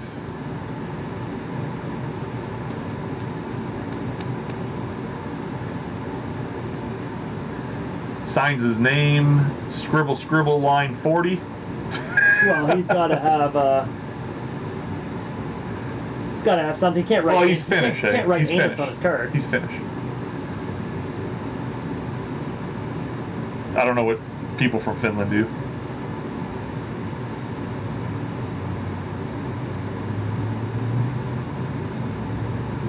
How do you do your performance though? You can't. So if you gauge, there's only one problem with that, Matt. Is that how do you gauge one's performance? Like you pipe out better students in the class before you, or the class beside you. Like you're both grade 5 teachers. All your students get an A. Well, who's checking the work? So you'd have to check the work twice to make sure that the teacher's not cheating. The problem teacher, with that, you'd get grade inflation. You would get. Of course, that's what I'm talking about. Grade inflation. Like they'd be like, it's probably a C, but we'll bump you to a B+. And there are so many different factors that go into student learning, like cohorts. You have kids from low socioeconomic areas that are underprivileged who come to school starving with no winter coats or shoes or. Yeah, you can't. Yeah, it'd be tough to track that in any way. You can't compare apples to apples in that case because got a Ronnie Ellis 1971-72 O-Pee-Chee for dollar increments, $1 bid. You know what I'm talking about. Yeah. $1 bid increments. Too many variables that go into that. So. See, there's a problem with teachers that I have. I have quite a few teachers in my family actually, and. I'm not saying that they've done this or anything, but I know how the system works. So, for the longest time, I knew somebody that was going back to school every summer. Yeah. And they were acquiring another teachable. Yep. Well, when they do that, they get a pay raise. No. Only up until a certain point. At some point, yes. It does stop. So once so they got themselves to the top dollar amount as fast as possible, which is fine. Which makes sense, yeah. But now they have 5 teachables that they will never use. So we're paying them before you say, well, what's the problem with that? $2 a day. $2 a day. Before you say what's wrong with that is the fact that why are we paying tax dollars to a teacher for not doing something just because he can? Well, it does make that teacher better if they're more well-rounded. Oh, I totally agree. Dale Brown won that. Yeah. Mark just a little bit late there. There's nothing wrong with more acquisition of skills. There's nothing wrong with that. It makes you a. Do you know what it should count for, if anything, is just job security. So when it comes down to it, because when I worked at McKesson, I was the only one driving a forklift there, and they're like, and every company that Phil has told me, you get a bump if you drive a forklift. Sure. It's a skill. You have a different skill, yeah. That's right. Well, we didn't. So I got paid the same amount of money as the people that didn't drive forklifts. So they told me, well, think of it as job security. Okay. Well, when the place closes down, you want to give me some money for the fucking work I did the whole time I was here? Yeah. No, they're not going to, because of course they're not. But they're for profit. I understand. I should have just walked off the job. Well, see ya. They took advantage of you. Of course they did. But what I'm saying though is it should be applied in this situation where someone has 5 teachables, only uses 2, and I'm going to tell you that one of them was gym. Okay. Okay. So those who can't teach gym. Okay. Right? No, I can make an argument that phys ed is actually a highly important subject. Okay. So it actually goes this way. Those that can't do, teach. Okay. And those that can't teach gym.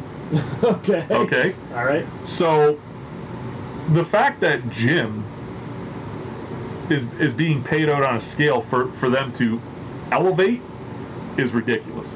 It's a specialist, though. Okay, go outside and play with this ball. Well, that doesn't work. I remember when I was in gym, Brandon, and it's not... Because there is a curriculum that you do have to follow when it comes to that. Yeah, chase the ball, dummy. Plus, there's more to gym than just that. You're teaching health as well.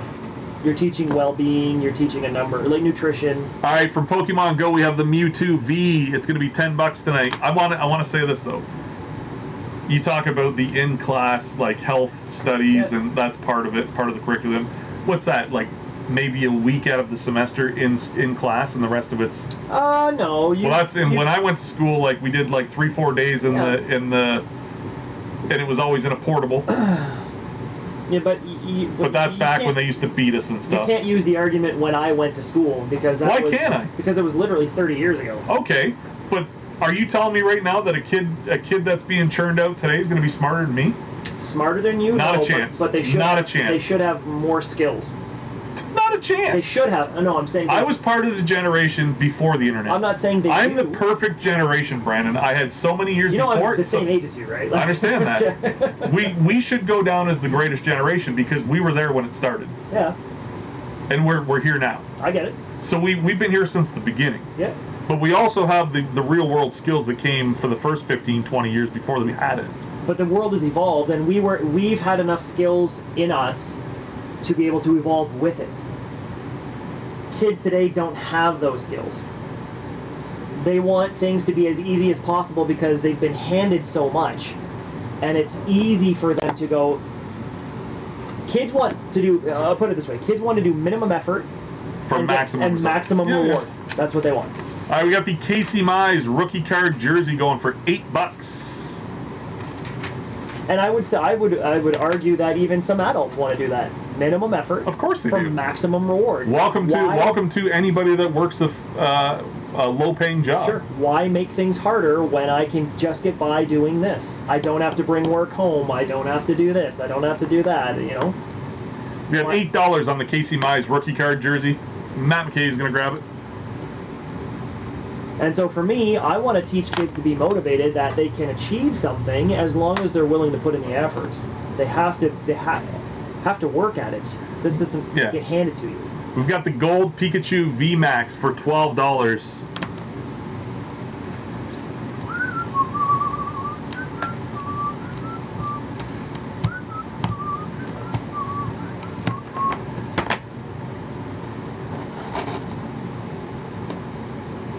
That's a cool Pikachu card.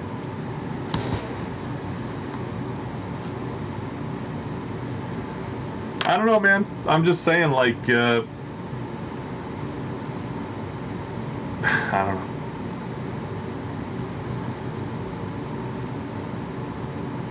Here's the thing. You think things are bad now. Imagine when the kids of today become political. And become parents? I'm talking about even people that are 10 years behind us, Brandon. They already are political.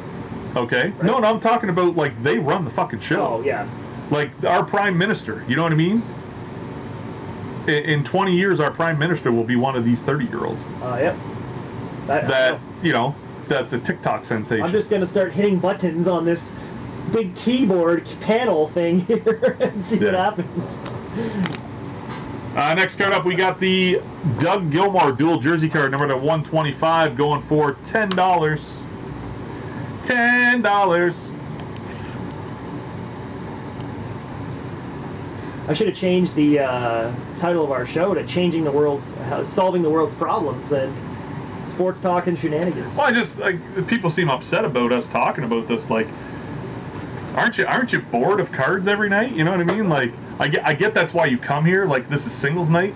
But I always thought the appeal to this show was the fact that we sometimes went off script and talked about world issues and talked about sports and talked about everything. Like, why so sensitive now?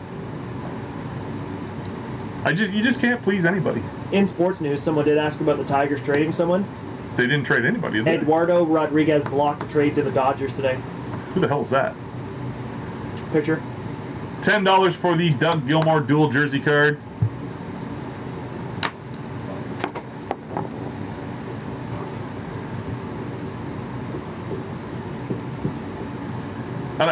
I don't know. We're just trying to create discussion here so people get involved. Yep. If it kind of scares you, maybe this isn't for you. I don't know. Oh, no. Listen, because maybe you learn something.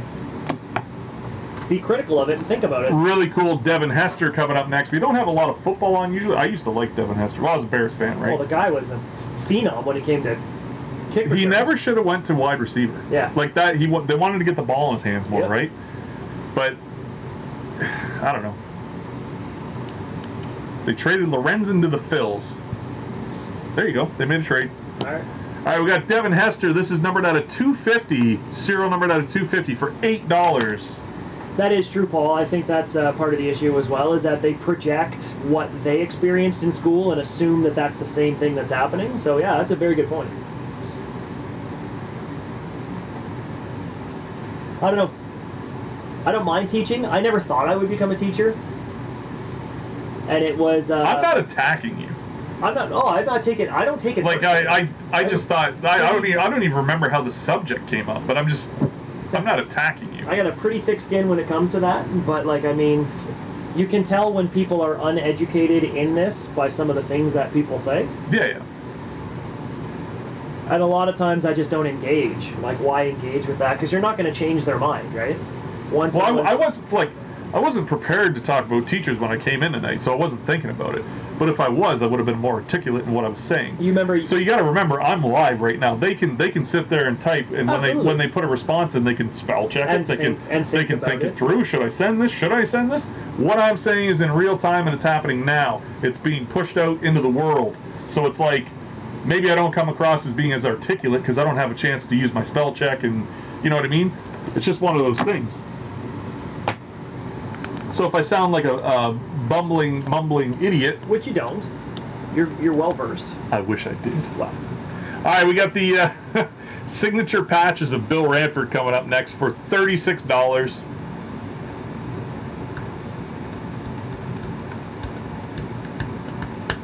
Talk about an old guy with a shitty auto. Bill Ranford, yeah. Yeah. So usually the veterans... the guys from especially the guys from 50s, 60s, 70s have beautiful autographs. Some of the guys like Ranford from the 80s and 90s, you can kind of start to see the scratch. Here's a guy who knew how to cursive write. Look at that. It's terrible. Stop it. Got $36 on the Bill Ranford signature patches. I don't know, man. The reason we got on this conversation was because you talked about how you hated August because you were coming back to school. That's why, yeah. Back to the reason why. Yeah, I always hated August because it was like you're counting down the days till, your mom's already bugging you to go back to school shopping. I'm like, are you fucking kidding Nowadays, me? second week of July, they already got school supplies. My dad's watching right now, and I want him to, my mother's probably watching too. Give mom the phone. We'll know it's her because there's no spacing with her response, but I want her to tell people how difficult I was when it came to back to school shopping. I was like, why do I need new pants? Can't I wear the old pants? I just want to wear my old fucking pants. Yeah. You know what I mean? All right, we got Lindsay Wagner from Pop Century Signatures coming up next. Not a huge discount on this card. Bionic Woman style, $30. So it was like, come on, we got to go to, back then we had Zellers and Walmart. Or I don't think Walmart was even here. Zellers, Kmart. Would have been Woolco. I don't think we went, rarely ever shopped at Sears, yeah. But Zellers and Kmart for the most part. The Ranford was $36, Joey June. Double J, Tell me why Eddie Shack couldn't read or write, but he was a businessman. Well, it just goes back to the fact, like, I can't, like, a lot of people don't know this, but my reading is at a terrible level. But, you know, we shined you up. Yeah. But what I'm saying is, like, I can count Gordon Stowe. Gordon's going back. Yeah, we can do that, man. Gordon's going back and rewatching the show. It's like, I got all this time to go back and see what's available. You're going to get the Gilmore. We'll take care of you. We'll juice you up. Gilmore and the Drysdale. Hold on, I got to go back a little ways. Should we just do a very quick second chance on this? Joey June says claim 36. Was that what the Wagner was? No, that's the Ranford. Oh, Ranford, okay. No takers on the Lindsay Wagner. So what was that? Sorry, the Drysdale? So the Drysdale Gordon Stowe? and Gordon Stowe, Gilmore. I got the Gilmore already. Okay. And then Ranford. Joey June got the Ranford. All right. We'll go through a second chance offer at the end if you guys want. All right. Alshon Jeffrey. I think we got him from the Eagles, I think, back in the day. Alshon Jeffries. Yeah, I think he came from the Eagles. Went to the Bears. We got $12 on the Alshon Jeffrey. I fell asleep in class. Do a recap. Oh, you sons of bitches. Hey, Brandon and I got a pretty big announcement. You gonna tell them we're engaged? We can get married at the Whitechapel.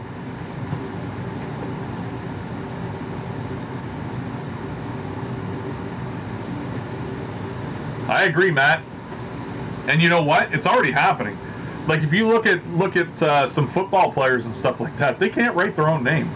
You're telling me that player had a grade point average in university at a level where they let him slide through? You tell me how that happens. That kid never even went to class. No, they got people who do class for them. Of course they do, but they still get to graduate. This better not get juice all on my cards. So should we tell them? Yeah, go ahead. We should tell them.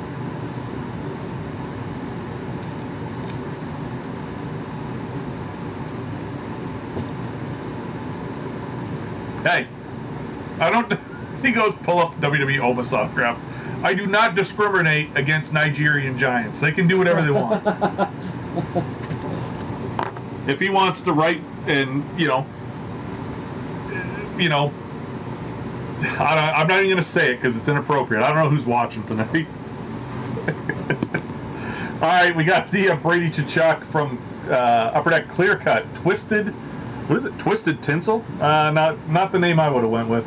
But anyways, we got $90 on the Brady Tkachuk auto tonight.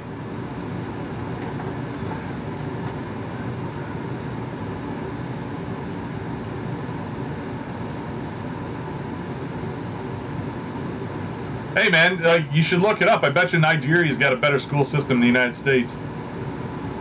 Public school.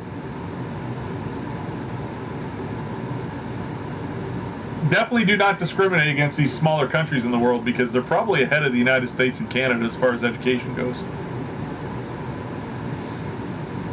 Like that famous scene from, what's his name, Dumb and Dumber there. What? From the newsroom.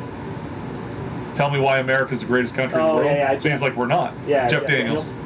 I couldn't remember his name. Oh, the announcement will be coming. Just hang on.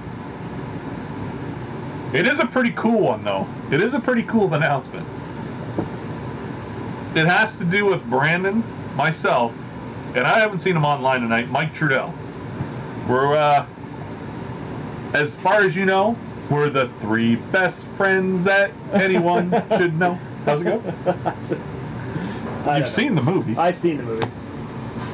This is a cool card. Jake Cronenworth with the Jumbo Rookie Card commemorative patch for $18.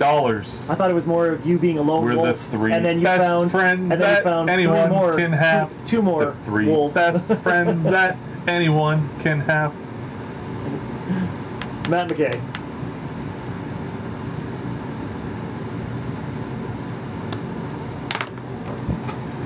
We'll tell you here at the end. We got Ocho Cinco, Chris Johnson rookie card for $4. $4 is cheap. The Ocho Cinco Topps rookie card of Ocho Cinco, $4.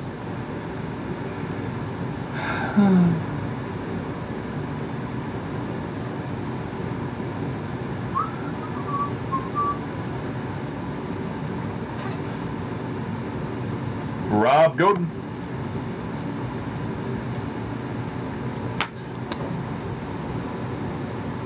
All right, we got Patrick Mahomes the second, which means that this is a very old card. 2016? 1 second.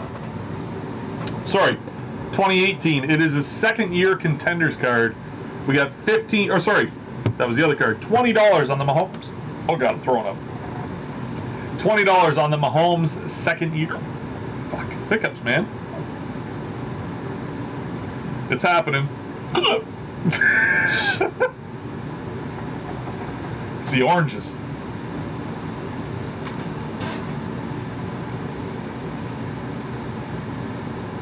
Hold on. Fucking hiccups. You gonna make it? You know who I really hate? Who? Ocho Cinco? No.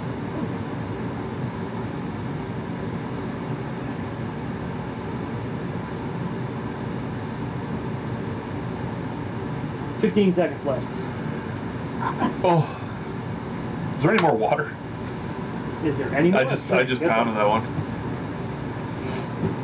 Oh. You gonna throw up all over again?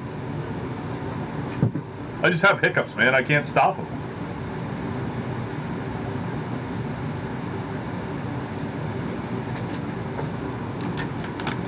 Thank you.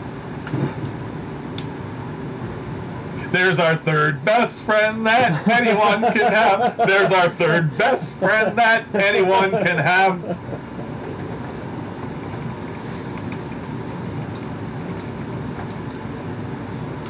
So am I Bradley Cooper? No, I'm Bradley Oh, Cooper. come on! I'm the sexy, smart, funny one.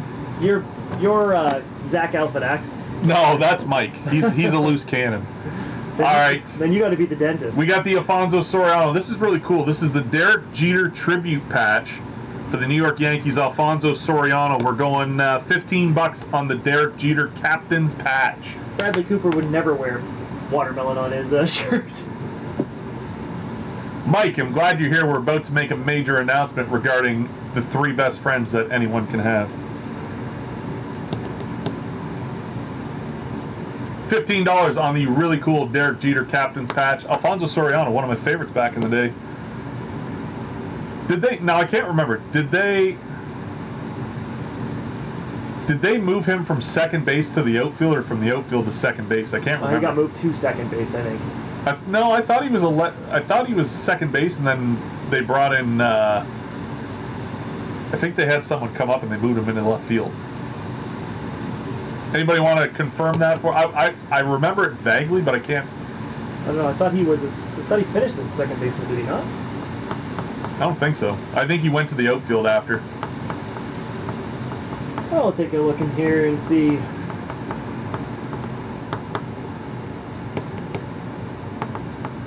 I always liked him, man. Little dude. Position left fielder and second baseman. Yeah, they don't say when he went where.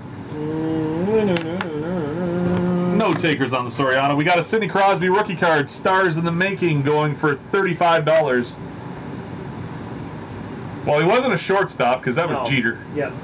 He may have been drafted as a shortstop, but they weren't going to move Jeter. That's why I think he played second. And then they got Aaron Boone, I think, and he moved out to left field. Does that make sense? Chuck Knobloch. Remember Knobloch came in too? He was a second baseman. Remember he had the yips. He couldn't throw the ball to first base. He used to chuck it in the upper bowl. Do you guys remember that? Chuck Knobloch used to get a lazy ground ball hit to him at second base. He'd pick it up, have all day to throw it to first base, and he'd rifle it in the second deck. They used to call it the yips. He'd get a case of the yips. And I'm telling you, playing ball for so long, I'm going to be honest with you, when I went back to baseball, I played slow pitch for 15 years, or Played slow pitch for about 10 years. I went to try and go back and play baseball for a year. And they put me at third base, which is fine. But when I had to make that throw to second base, every time I'd go to throw that ball to second base, I'm like, am I going to throw it in the outfield? Like, it was always in the back of your mind, you know what I mean?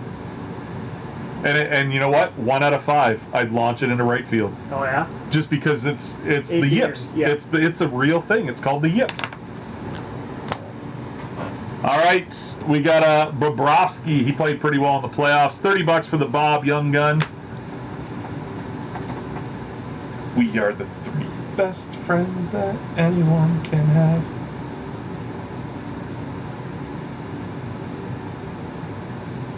So he was a second baseman. And in 2006, he was the second in the major leagues of all left fielders in errors. So yeah, he did go from second to left.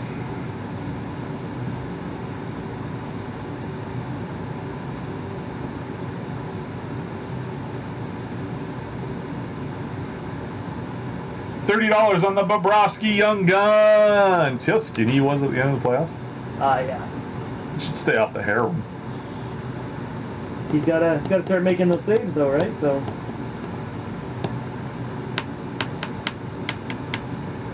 Hey Carla, I'm gonna tap the I'm gonna tap the. Suck it, Carla. I'm tired of her telling me what to do. 2 seconds left. All right, next up we got the Willie Nylander. Where's he gonna go, folks? We got $55 on the Willie Nylander Young Gun.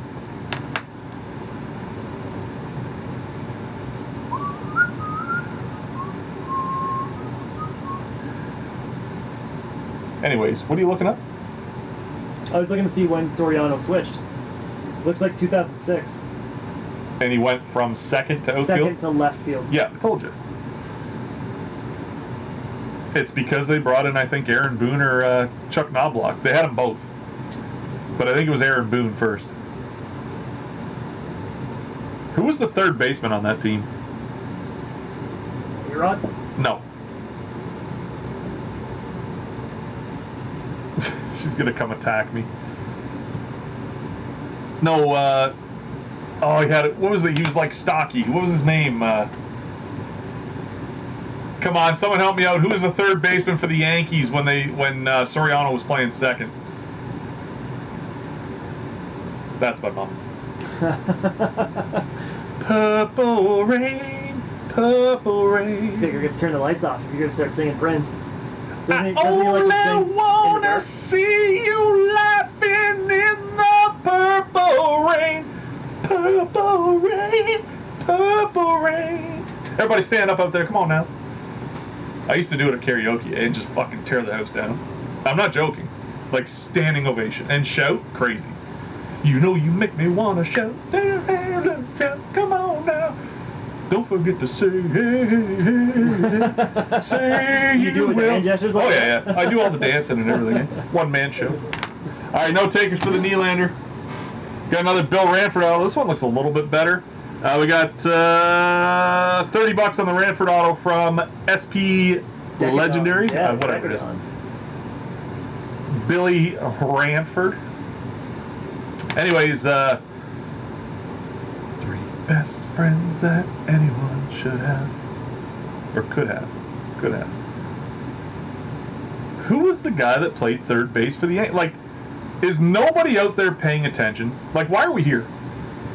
I'm trying to create conversation here. Who was the third baseman for the New York Yankees in 2000? Scott Brocious. Okay, yeah, I've never Was that the name that I'm thinking? Maybe. Look it up, man. I think it's Scott Brocious. Third base, 2006. Unsung hero.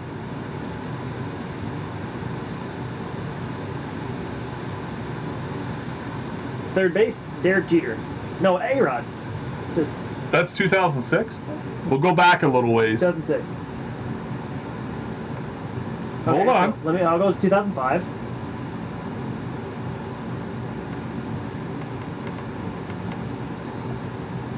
Try 2001. Okay. I'm talking like Jeter in his prime and Soriano and those guys. Check it out. I want to say it's Scott Brocious. What are you looking at What schedules the hell for? is this? I don't know. I went to the team. Ticket sales. I don't want ticket sales. Go back to the show. See if anybody remembers. It is Brocious right here. Scott Brocious. Yeah, that's what I'm saying. Anybody buy this junk? No.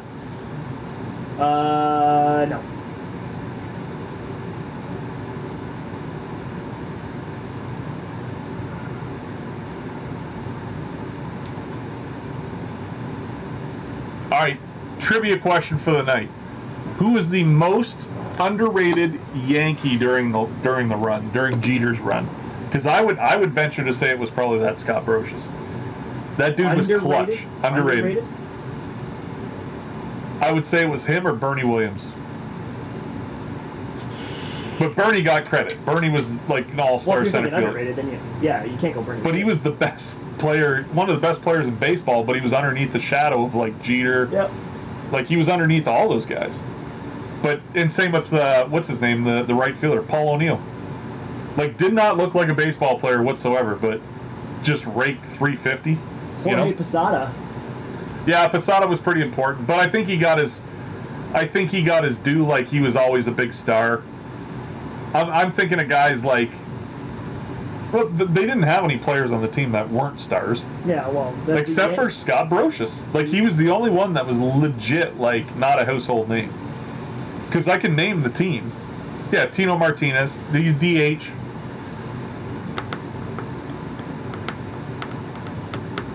I can name the lineup. So you had Posada as the catcher. But third base. Underrated. No, I'm not saying he wasn't. But look at the names when I give you this list. Posada at the plate. You had first base was Tino Martinez or who was the other first baseman? I can't remember. But Tino played first base and DH'd. Second base was Soriano. Shortstop was Jeter. Yep. Center field was Bernie Williams. Right field was Paul O'Neill. Left field was... This one gonna throw me. Who was the left fielder? Going back to 2001, I don't know.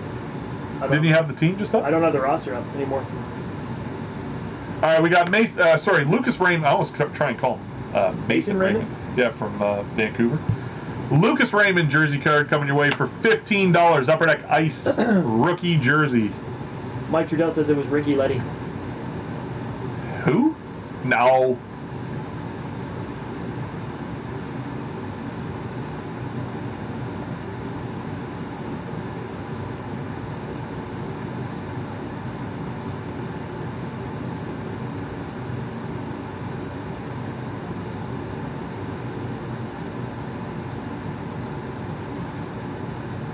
I'm looking it up. We got Paul Hoffman with the claim there. We're still working.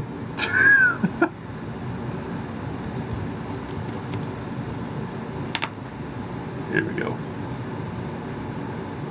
What is going... I don't want infielders, outfielders. I don't know who they had playing left field. They had Bernie and Paul. Was that when they had Chuck Knobloch? Because they have Chuck Knobloch listed as a left fielder. Was he a left fielder that year? In 2001? Yeah, because Clay Bellinger, Darren Bragg, I don't remember them. Michael Coleman, no. Donzel McDonald, no idea. Robert Perez, Juan Rivera. Juan Rivera sounds familiar. Shane Spencer and Gerald Williams. Other than Bernie and Paul, they both started. I think Knobloch was the left fielder. Actually, was it Dave Justice at the end of the year? I think it might have been. It's not Ricky Leday. I'm looking at the lineup. He's not even on the damn roster. All right, we got Mark McGwire, Project 70 from Topps, going for $15 as well.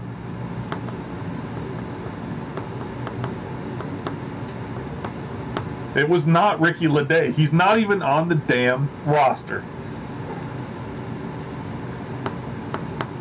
$15 on the Mark McGwire Project 70. Sorry, what's going to be the best Connor Bedard product? The cup.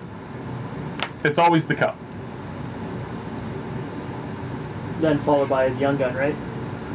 SB Authentic? SB Authentic and Future Watch Auto? So there's lots of them. Like, I would say in this order: the Cup, SPA, Future Watch, some other high-end product like Upper Deck Premier because it's an RPA rookie patch auto. What else we got? Upper Deck Ice will be out of 99. It's always a hot card. Just look at what, if you want to know, just look up what the best Connor McDavid rookie cards are and do them in order. Because the brands stay the same, just the player changes. It's probably about the easiest way to explain that.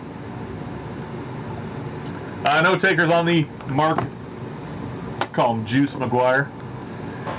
We got the exquisite Dylan Larkin coming up. This is numbered out of 149. Just a base card, just a really nice Dylan Larkin exquisite card. $8.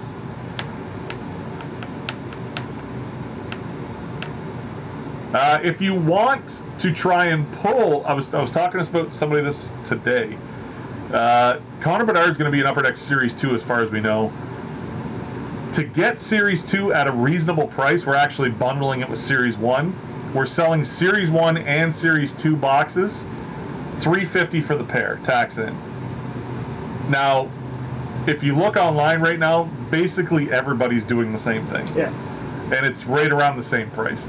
So it's not like it's something that is out of the ordinary. It's just everybody's going to be like, oh, I don't want Series 1, I want Series 2. Well, if you want Series 2 as a box, I guarantee you within a week of release, it's going to be $250, $300 a box. Because Bedard's going to come out at $1,000. Yep. Like his Young Gun's going to be $1,000, right? So the way we're doing it, so it seems fair to everybody, you scratch our back and buy a box of Series 1, we'll hook you up with a box of Series 2 for a reasonable amount. Same price. You're just paying the same price as Series 1, but it's you're taking a box of Series 1 to insure. It's like a bonus box. A bonus box, yeah. No takers. We got Austin Matthews with the O-Pee-Chee autograph from Canadian Tire.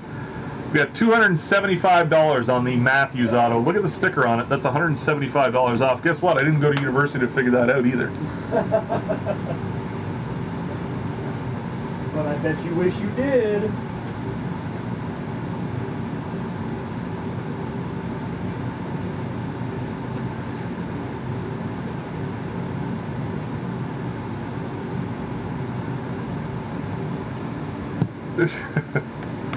Someone just messaged me, says, can I get a case of each? I'm like, Jesus. That escalated quickly. Well, yeah. If he's anything... 350s times 12. If he's anything like Connor McDavid was. So what's the easy, like, I'm talking math right now. $350 times 12. It's easy to figure out, but the way that I figure it out is $3,500 plus $700. So it's $4,200. I don't know if you guys break down math the way that I do, but I kind of cheat. Does that make sense, Brandon? Yeah. How do you break that down? So what I would have done is I would have taken... You're going to do it the wrong way but quicker? No. So that doesn't matter which way you get there. You know, all right, we got the Mega Blastoise EX coming up next. The Blastoise is a beautiful card. $30 on the Blastoise.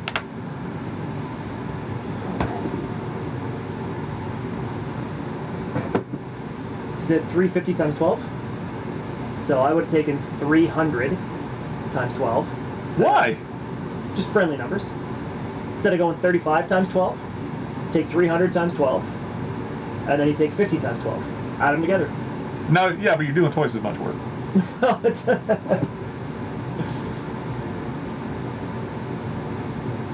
Oh, Mike, you make one mistake on a video in fractions, and look at you never live it Who? down.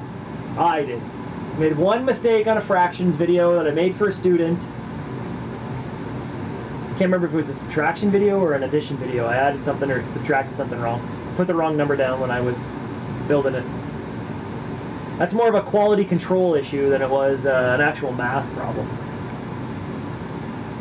Kevin's sending me this trivia stuff. When's the last...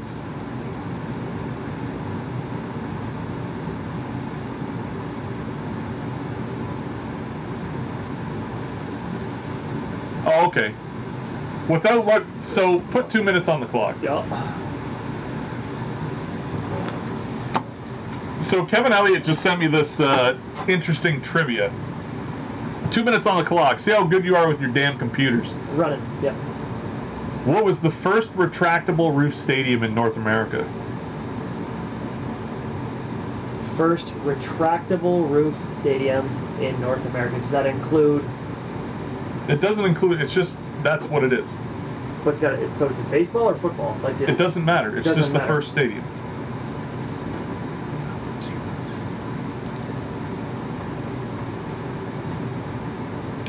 Mike Trudell says Sky Dome, Sky Biome, Sky Biome.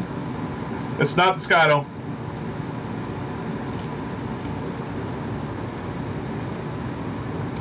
I'm gonna finish them. You should. No, you take one. There should be so much Imodium inside of you right now that you'll be good to go. I don't want to feel like a fatty.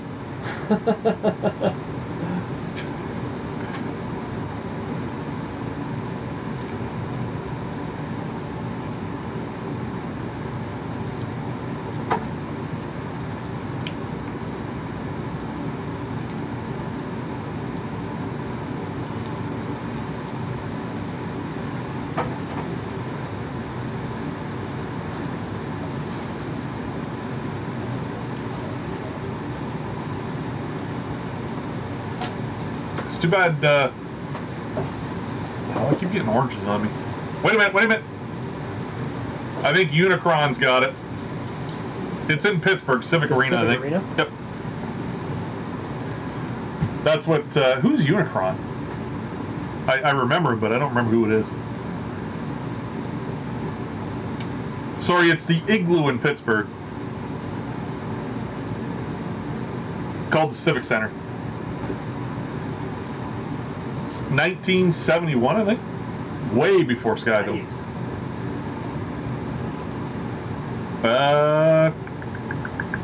1961, September 17th, 1961. What do you think that cost?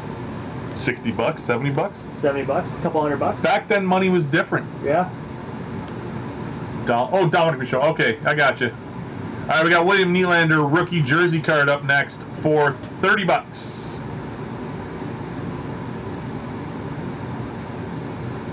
It's a me, Dominic. That's how I'm reading that, man. It's a me, Mario.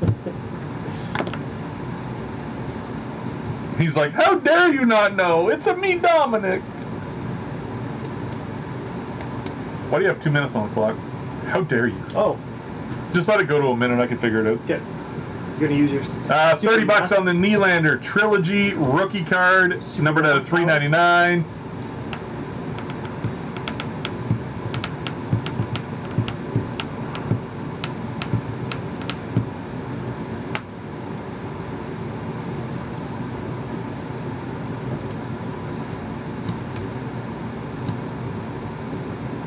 Oh, the number 13? Which was it? So remember when you were like, man, so if someone pulls number 13 and then it was the next one, the next number was 13? I don't even remember. What was the card? It was a good card. It was wrestling auto, wasn't it? Oh, Dominic. Yeah. Yeah, it was Dom. I was like, I hope nobody wins my Dom. All right, next card up, we got a Nathan McKinnon orange rainbow from O-Pee-Chee Platinum, going for $40. It is numbered out of 49.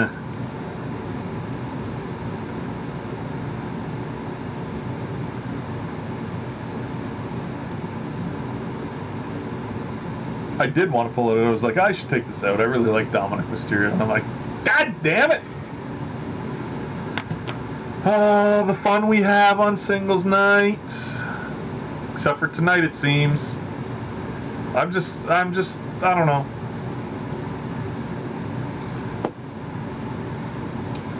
Are you sad? You have sad face. I have sad face, yeah. Yeah, you have sad face. But we're going to make a major announcement here in, like, I don't know, 5 minutes. We only have 4 cards left. Cool. And just like that. It's done. I think it's 4 cards. Yeah, 5 cards. 5, right. 6 cards. Do you guys even want to see Pokemon? Or I just take them out? Nobody's really even batted an eye at any Pokemon tonight, so for another night. Tage Thompson, green rainbow from O-Pee-Chee Platinum, rookie card, numbered out of 49. Why is orange 1 year 49 and green another year 49? Mix it up. Oh, let's keep this shit simple, eh? Yep, mix it up. We got $100 on the Tage Thompson.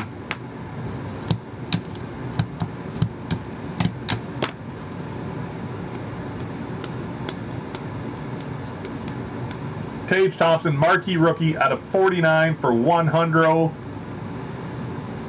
For Hundo P. Hundo. That is so dumb. I know. Well, again, efficiencies. We're looking to try to make things efficient. So why say the whole world when the whole word when I can say hundo instead? Is that what it's short for? 100? Yeah, hundo.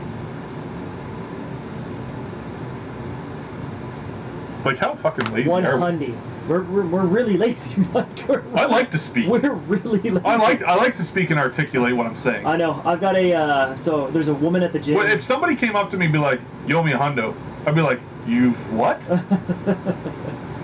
I'm like, hundo is short for liter of cola. Does this look like spit to you?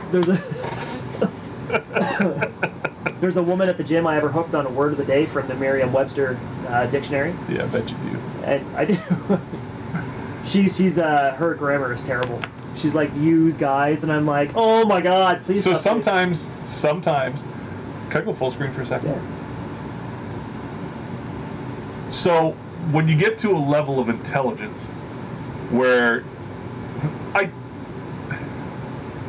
I'm an actor, okay? In real life, I'm an actor. Like, I have different personalities and different... I'm not crazy. Some days I'm just like, I'm going to be a little sassy today. You know what I mean? So, no, we haven't even done the pleasure box yet, Kevin. Just hang with us. We've been all over the place. We've been all over the place. Yeah, this is one of those shows that people are going to remember. It could be a 3-hour. We haven't even started yet, and Single Bite's almost done. Like, I'm going to go through the cards again, because we haven't even talked about them. Anyways, so sometimes I lower my intelligence and speak that way. To match someone? No, to drive people crazy. So, like, I'll be at home and I'll be like, it's grammar like that. I'll be like, hey, Cindy, y'all want to go out tonight? Or...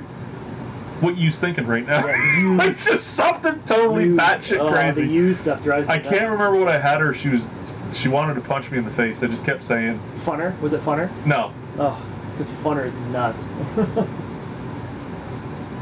Oh, it's like, you sees what I'm saying? I like something just batshit crazy like that. You sees what I'm saying now? And she's like, if you fucking say that again, I'm going to kill you. All right, back to the show. We've got the Nick Shore. This has the real black diamond in it. Oh, yeah. Numbered out of 99 for $30. $30 on a Nick Shore diamond rookie from Black Diamond. Hey, you guys want to go? Today's word was perquisite. Perquisite? Perquisite, yeah. Is that something that you get hooked on, like a drug? Nope. It's pretty close. No. Perquisite? So like I got hooked on the Perquisites? No, the short form is perks. Yeah. Percocets. Not like that. Yeah. Perquisite meaning that like there's a supplementary benefit to it. So like for instance, one of the perquisites of coming into singles night is not just to buy the hockey cards, but to also enjoy the entertainment. So you're getting the entertainment as well as the hockey cards or the. I need an empty cup. Is there any cups back there? Are you gonna take a poop in one? No, just grab me. Is this 2 boys 1 cup? No. I think there's cups back there, red, like the red cups or whatever. Yeah. No. Is that big enough? Yeah, that'll work. All right, no takers on the Eddie Shore's nephew, Nick Shore. Speaking of the Yankees, here's the Derek Jeter antiquity jersey card from Artifacts back in the day. We got $35 on the Jeter.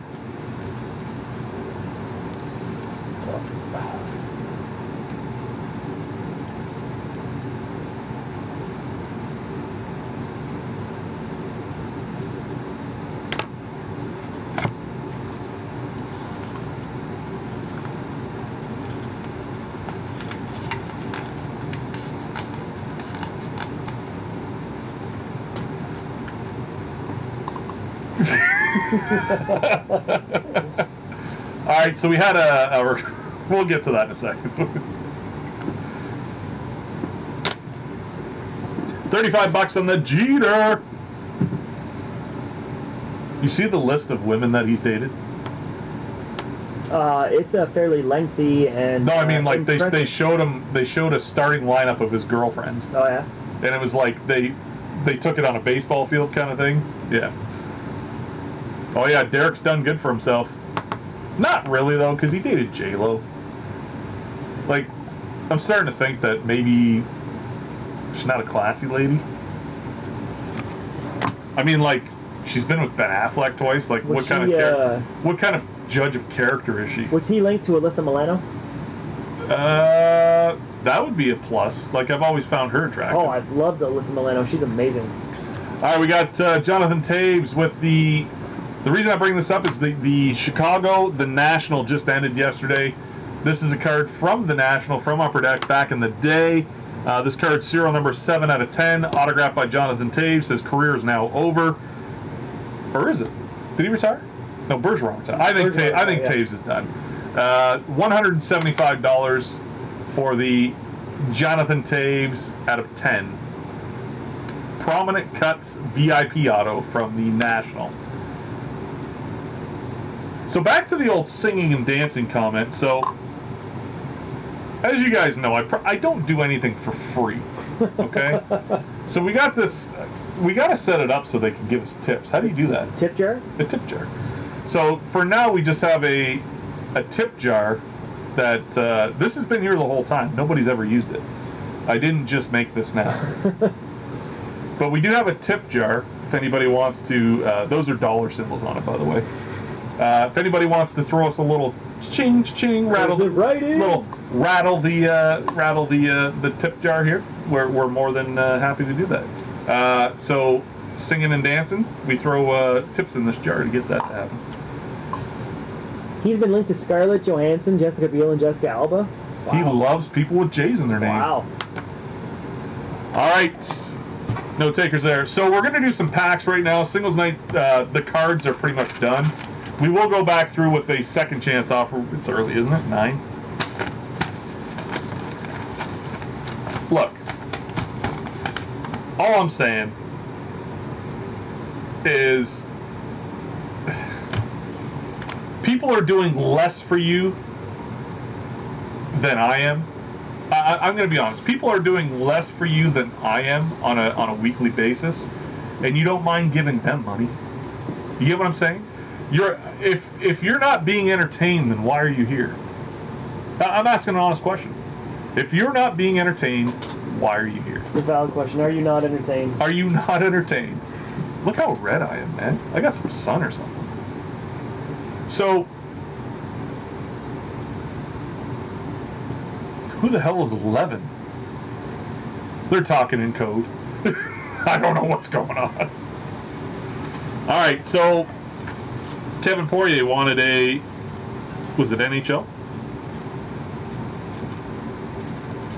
For the pleasure box? Yep. Pleasure box is open if anybody wants to grab any spots out of that. We got WWE, NHL, and Major League Baseball. Major League Baseball. All right, we're going to get doing some packs here for some people. So we will keep that handy for the pleasure box. We're kind of all over the place right now. I swear it's the fact Brandon threw me off tonight. He's like, that's a pretty cool kiwi shirt. Was it kiwi you said? It looks like kiwi. They look like kiwi slices. Half kiwi slices.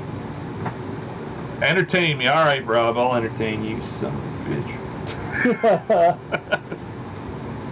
Yeah, we don't want to do it now. What about your big announcement? We don't want to do it now. I'm upset. I didn't get any tips in the tip jar tonight. You hurt his feelings. Hey, you know what? You guys are going to make, times are tough. If we don't start doing a tip jar on this show, paying for this entertainment value, I'm going to have to start an OnlyFans and show my feet to people. Be like, look at that, look what that guy can do with his feet kind of thing. I'll open jars with it and, it'll happen. What do we want? Bowman baseball? Hold on. Can you help me here? Yeah, I'm working on it. I think it's a pleasure box here. We got Bowman. Was it who wanted the Bowman? Hang on a sec. So the Bowman You guys see what I'm working with here? Roger times 2. I got him. And then we've got Paul Hoffman with a Brilliant Stars, Rob Stange with 4 Brilliant Stars. Paul wants 1. That's what I got. All right, there it is. And then I'm just getting the WWE pleasure box to Rob Godin. Okay. All right. So we'll do the Brilliant Stars first. So we got 4 for Rob. I thought the pictures were free. What pictures? What is he talking about? I don't know. I don't know what's going on right now. Oh, the pictures of my feet. No, you can't have those for free. Those are... We got Grottle again and Garchomp. I think we already had this pack. Double shinies. What are we looking to hit here? What's the big hit out of Brilliant Stars? Like a flying Pikachu or a Cynthia's Ambition? Is that what it is? A shiny Cynthia's Ambition?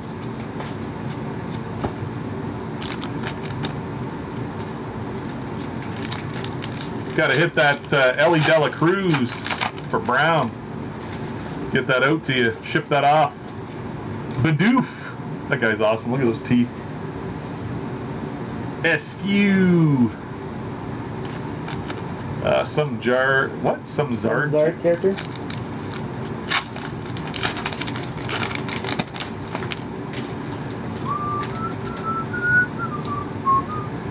Escavalier.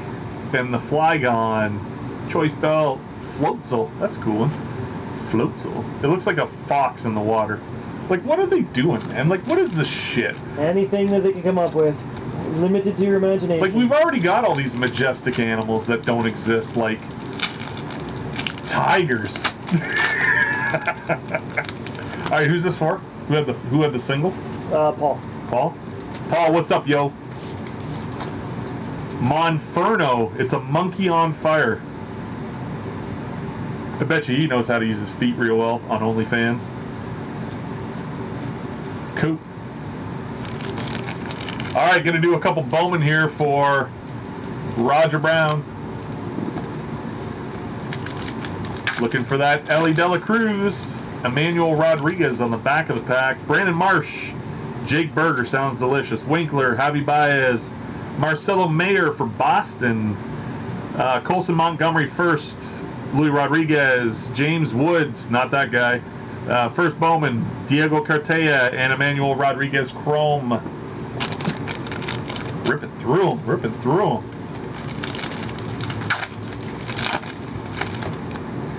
There is one autograph guarantee per box. So Nick Madrigal, Matt Chapman, now Blue Jay, isn't he? Dylan Carson, we have some color. Paul Goldschmidt, we have a green. Cody Bellinger, numbered out of 399. Not gonna try. DeCastro is his last name. Rickelvin.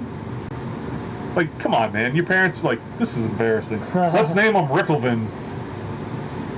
Alan Serta, first Bowman. Denzel. Oh man, look at the color, eh? You figured one of them would have been De La Cruz. 2 first Bowmans: Denzer Gunman, Louis Matos, and Hedbert Perez. Come on, somebody hit that Ellie autograph.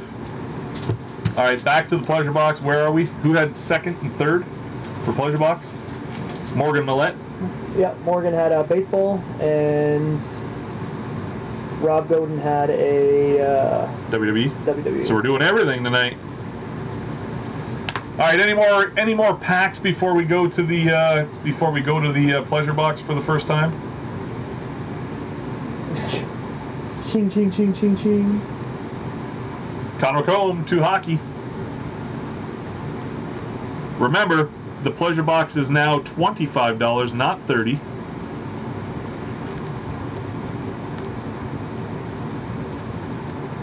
Roger Brown, one more Bowman. We can do that.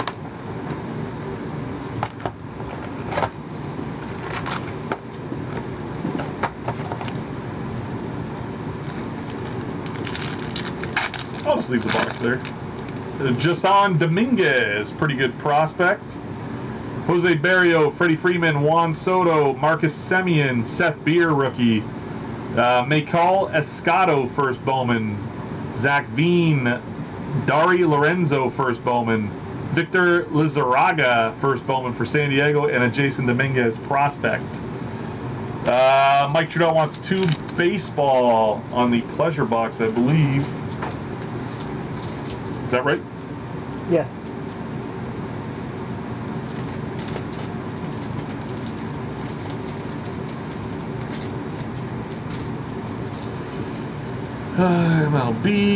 MLB.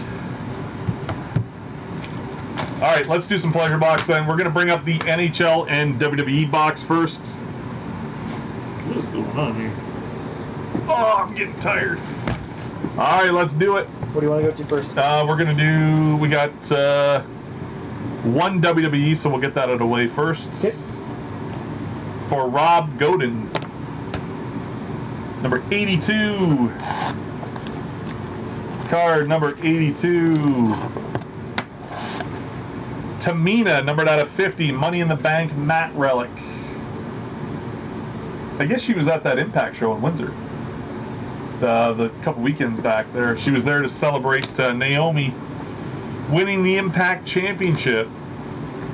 You didn't go? I was there. For Rob Godin.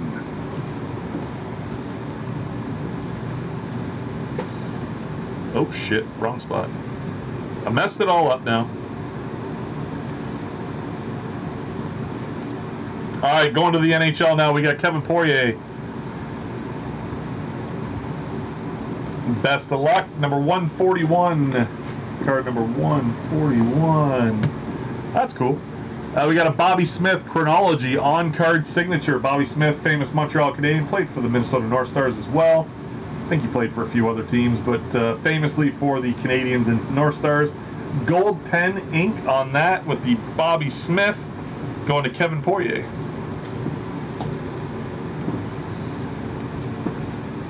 Oh, Bobby Smith.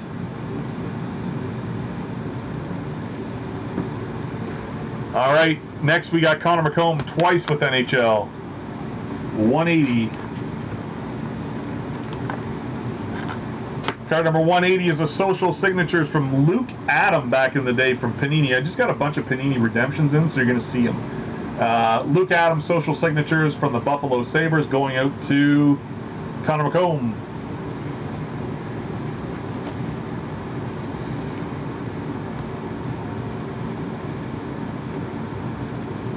All right, one more, 112. That's near the front. That's cool. We got a Mike Richter Sport Kings autograph, on-card signature of Mike Richter from Sport Kings, going out to Connor McComb. All autos so far, sorry, all autos out of the hockey so far.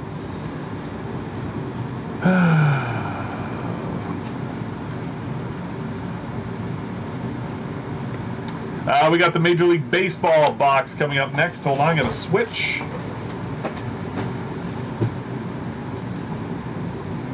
We're the 3 best friends that anyone can have. Does anybody know what I'm referencing? Anybody out there put the clues together yet? This big announcement, the 3 best friends. They get players to put their Twitter. All right, we got 3 3 MLB coming up. Morgan Millett is first, number 288. Oh, that was easy. 2014 Bryce Harper image variation, Future Stars from CSG. Sorry, just moving it over so you can see it.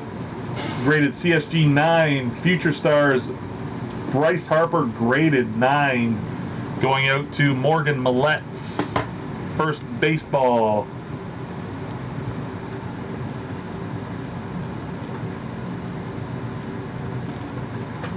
We got Mike Trudell twice now. I don't know what Brandon's doing. What are we at? 250? 250. Card number 250 is a Buster Posey Green Tops Chrome Refractor, numbered out of 99. I always liked him. green Topps Chrome Refractor out of 99, Buster Posey. You want to know something? That card has literally been in the box since day one. Do you know that, Brandon?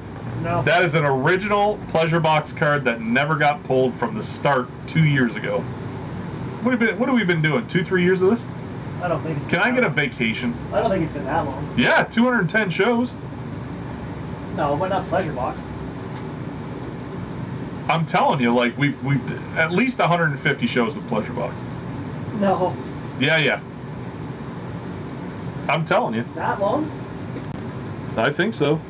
We're getting old, man. Oh, we are. Think we should just shut her down? Just wrap it up. No, I mean, like, should we shut down Singles Night? Bring us up to pasture. I'm just talking.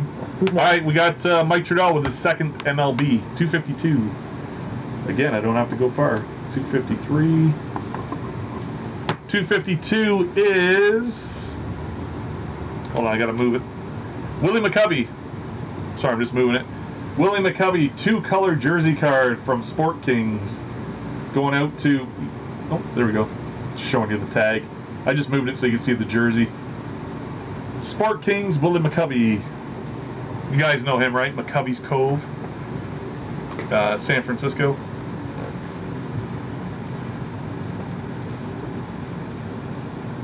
All right, that's it for Pleasure Box. Anybody else want any Pleasure Box before we set them down? Let us know. Pleasure Box is up, plus the packs. We can do more packs. You want to go back and do quick last chance offers? It is not too late. We're still open. The show's still going. You can do anything you want. What do you want? Topps Chrome? What's Topps Chrome? All right, let's do Topps Chrome then. One Topps Chrome pack. Let's do it.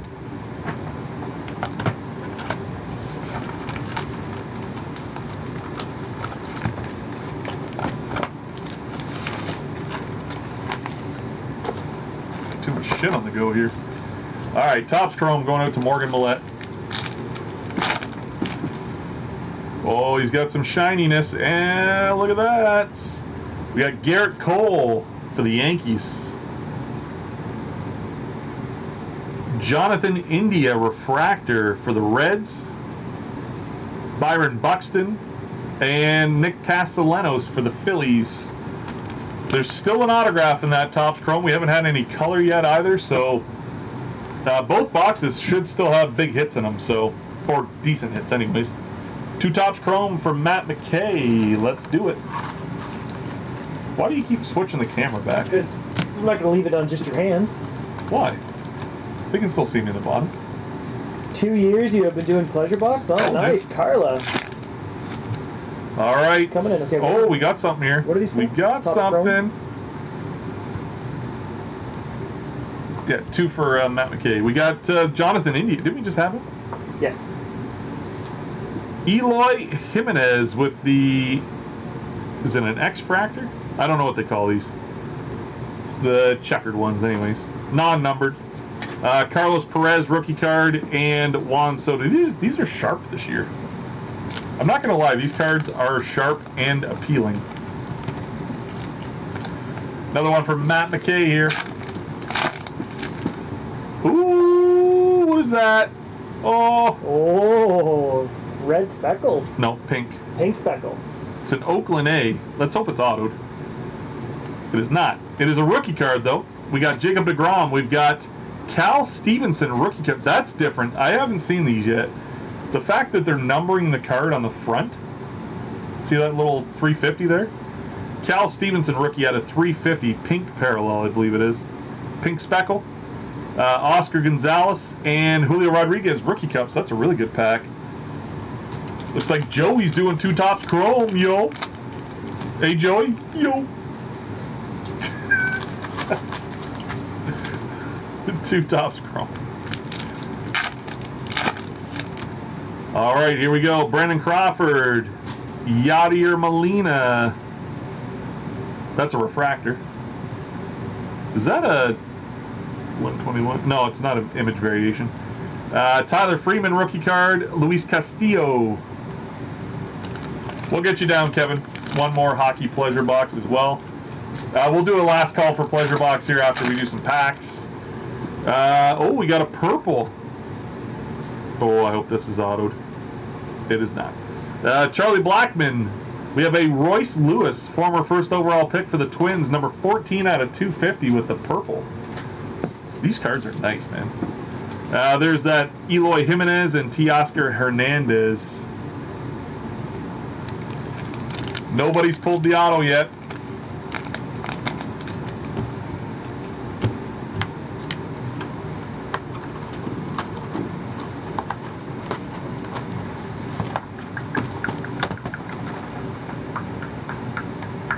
All right, NHL Pleasure Box.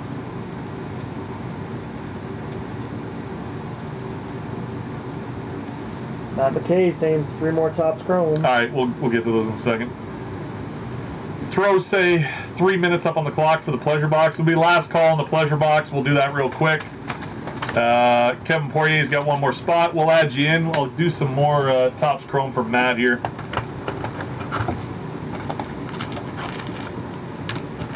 I'm just picking them at random. I figure the odds are better that way.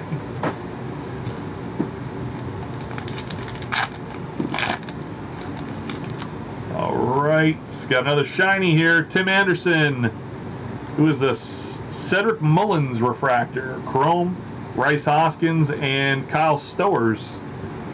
No big names yet for the rookies either. Looking for like Corbin Carroll. Is that his name? Corbin Carroll? Yeah. He's like, yep. Yeah. All right. Lennon Sosa, rookie card. Liover Peguero, rookie card, refractor. A lot of rookies in this pack. Cade Savali and Garrett Mitchell, rookie. All 4 cards were rookies in that pack. I like that they're moving the logo around. So it's here, and then it's up here. Kind of hard to, it's usually all in the same spot. That's why it's a little bit tricky with these. All right, got Manny Machado for the Padres. Salvador Perez with the, it's not an X-Fractor, what the hell do they call these things? Jordan Walker, big rookie card. There's one of them, Jordan Walker. Now that I see the name, I remember. And Javier Assad, Jordan Walker, one of the biggest rookies of the year, with Corbin Carroll, I think, from Arizona. Adley Rashman, Gunnar Henderson. There's a shit ton of really good rookies this year. And that is a legal measurement, or legal unit of measurement, a shit ton. Minute left to get in on the Pleasure Box. We sold one more spot to Kevin Poirier. After that, we'll do the same thing, last call on the packs. And then if you guys want us to, we will, but run through the cards that didn't sell. Either way, doesn't matter to me. We'll be back next week to do it all again. Do you want to tell them? Should we tell them? Tell them. Go ahead. All right. Do you want to hit the breaking news thing? Sure. Do it. I can't hear it, though. You won't be able to hear it. I'll cue you in like this. Give me the countdown, like 5, 4, 3. That's how they do it in all of them. They do. They go 2, and then they point. All right, here comes breaking news. Do it. Do it. Do it. Do it. Did it do it? Did you do it yet? I can't hear it. Do it. 3, 2, 2. Good evening, everybody. It's Mike here at the news desk. I just want to tell you that we have some breaking news from the 3 best friends that anyone could have. Brandon, myself, and Mike Trudell will be taking part in the Cauliflower Alley banquet in Las Vegas, Nevada at the end of the month. The turnaround time for this is very quick. We have beers, bands, and cards on the 19th of August. The following week, we'll be heading out to Las Vegas to take part in the Cauliflower Alley banquet and Hall of Fame ceremony. If you want to know more about it, check it out online. It's pretty interesting, actually. So it's actually held by basically like the wrestlers union. The wrestlers, I don't know how to explain it, but it's a membership. You have to have a membership to be invited. We got the invite from some people in the industry. I'm not going to name names, but we were asked if we'd like to attend by somebody pretty high up in the WWE archives and stuff like that. So we are going to check it out. The three of us will be heading down, and the purpose for this trip is not just to say enjoy ourselves or go to the ceremony and the banquet and all that, but it's also networking. So what's going to happen when we're down there?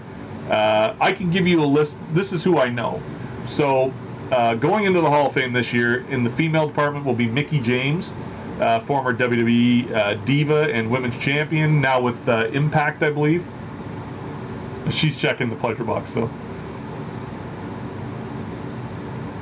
Oh, okay. Beer tickets. Gotcha. June 10th, 2020. So it's been 2 years. Been 2 years, yeah. Yeah. All right. So back to the conversation at hand. Mickie James going in on the women's side. Farouk Ron Simmons is going in on the men's side with Coco Beware as well. Coco Beware will be there. The tag team division is getting the Nasty Boys. So the Nasty Boys are being nominated into the Cauliflower Hall of Fame, or Cauliflower Alley Hall of Fame. The headliner this year is CM Punk. So we're hoping to be able to have a chat with CM Punk while we're down there. We're also going to talk to Ron Simmons about future appearances probably. The Nasty Boys are being inducted by Jimmy Hart, so we could probably have a foot in the door to have a conversation with them. So these are all people that will be there for sure. There's more people. We're going to a what is it called? Where you go into a room and like learn new stuff. Like the breakout rooms. Yeah, the breakout rooms. Yeah. It's not the word I was looking for, but that's what we call it at conferences. No, Jimmy's inducting them. So we do have a workshop. That's what it is. We have a workshop planned with JBL, John Bradshaw Layfield. Did you know that? Nope. So we're going to a workshop with JBL as well. So we'll be able to have a conversation with him. For those of you that are wrestling fans, this should be exciting. Like this is a huge foot in the door for us to bring in more retired legends. For instance, they have a cribbage tournament that we're probably going to take part in. Cribbage, nice. Cribbage. Yeah, so you have a cribbage. There's like a $20, $30 buy-in. Really cool, and they always put you with a wrestler, so you actually play. Former winners like Cowboy Bob Orton, who's going to be at Beers and Bands, has won it twice.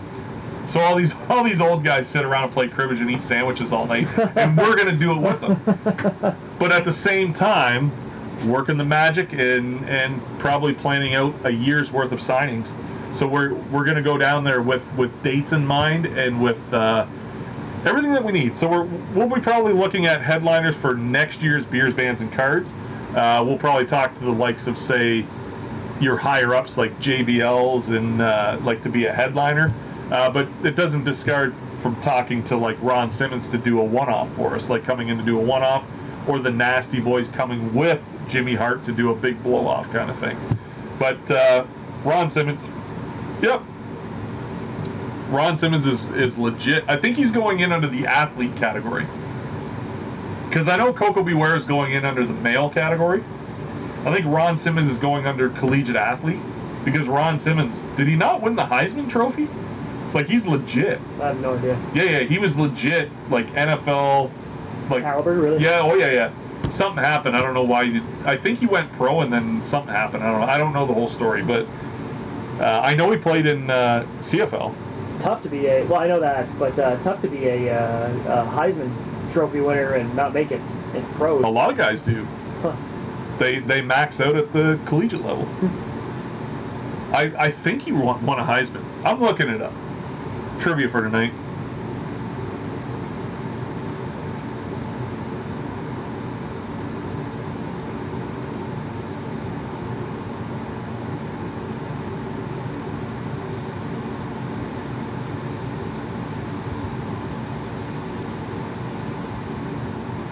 So he was a defensive tackle that played in the NFL. Played for the Cleveland Browns in 81, Ottawa Rough Riders in 81, Tampa Bay Bandits in the USFL from 83 to 85. He was two-time All-American, never won a Heisman. But two-time All-American. He got 5 first-place votes in 1979 for the Heisman.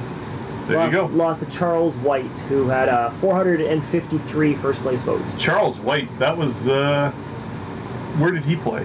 USC. No, but where did he play pro? Cleveland Browns. I know that name. Running back. All right, so we got one spot for the pleasure box. It is for the NHL. We're going to rip that for Kevin Poirier. Then we're probably going to call it a night, eh? All right. All right, we got NHL coming up for Kevin Poirier. 143 is the number. It's a thick card. That's cool. Oh, he's a goalie. He's going to like this. 143 is Shannon Zabados, Team Canada women's goaltender. Looks like a 3-color patch auto, numbered out of 199 from Upper Deck Team Canada Juniors, going out to Kevin Poirier. So that's pretty cool. He collects, or he's a goalie, so yep. I think you'd like that. Where are we here? Philadelphia. What is he talking about? I think he's trying to say where Ron Simmons made, or Charles White played. Wrong, Colonel Sanders. Says he was drafted by Cleveland. I don't remember him playing for Philadelphia. I remember him playing in the CFL, because they talked about that. How do you spell that? Zabados or whatever. Zabados. Zabados. All right, let's chat it up, folks. You guys, you want to go through again real quick? Can if you want. Yeah, let's do it. We have the Timu Solani for $5, the Kate Bach for $20. We'll do 2 at a time. 5 on the Solani. It's almost said salami. 5 on the Solani, and $20 on the Kate Bach portraits. Just going through quick. If you want anything, just yell it out. We'll do it. You have the Aaron Judge rookie card for $25, and the Caitlin Clark Caitlin Clark was $8. The Solani's gone to Dale Brown.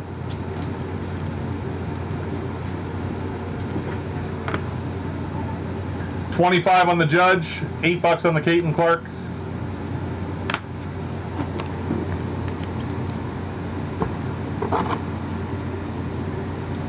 We got the Owen Power for $12 and the Rock memorabilia card for, $80. So $12 on the Owen Power rookie, numbered at $9.99, and $80 on the Rock memorabilia from the dual memorabilia card. Dale Brown wants the Owen Power.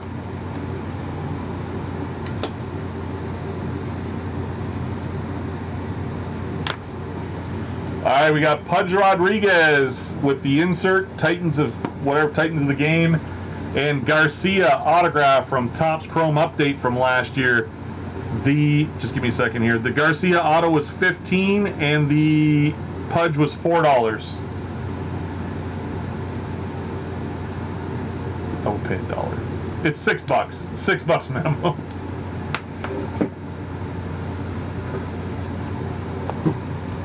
No takers there. We got the Caitlin Clark insert card and the Shoshkanov RPA. We got $12 on the Caitlin Clark and $16 on the Shoshkanov.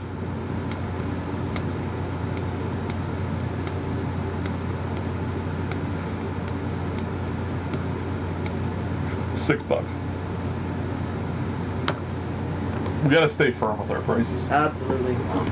Like no discounts. Because if you cave once. Yep, they'll expect it all the time. Claim 16 on the Shoshkanov for Connor McComb. All right, we got the Kenny Chaos auto, which is $140 with the Bergeron numbered out of 49. The Bergeron out of 49 was $15.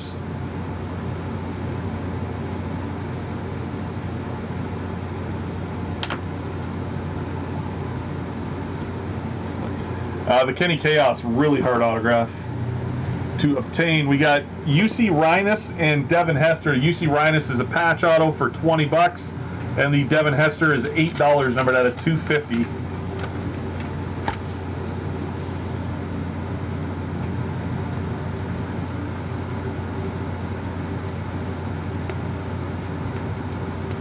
UC Rhinus is SP Authentic. Future Watch patch auto. We got Alshon Jeffrey and Lindsey Wagner autographs. Alshon Jeffrey is $12. Lindsey Wagner is $30.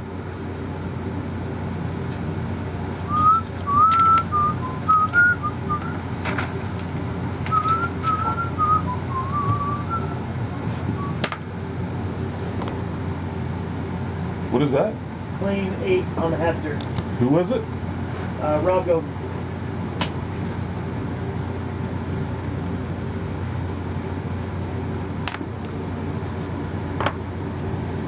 $6.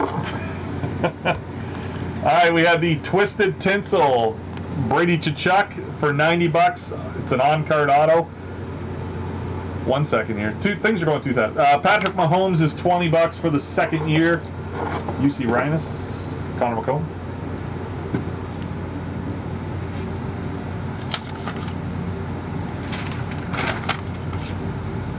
Hold on, things are happening too quick. Too quack. Connor McComb, UC Rhinus, and Mike Trudell wanted the Alshon Jeffrey. Yep.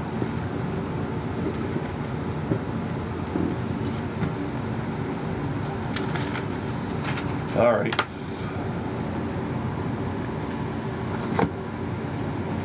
We have the Alfonso Soriano Jeter patch and the Crosby Stars in the Making rookie. The Crosby's 35. The Jeter patch was 15. I need the Alshon Jeffrey. Oh shit! Sorry.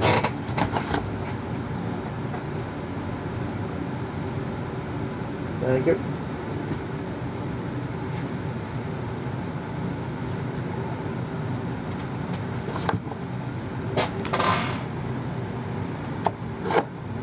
All right, we've got the Bobrovsky Young Gun for 30 and the Willie Nylander for 55.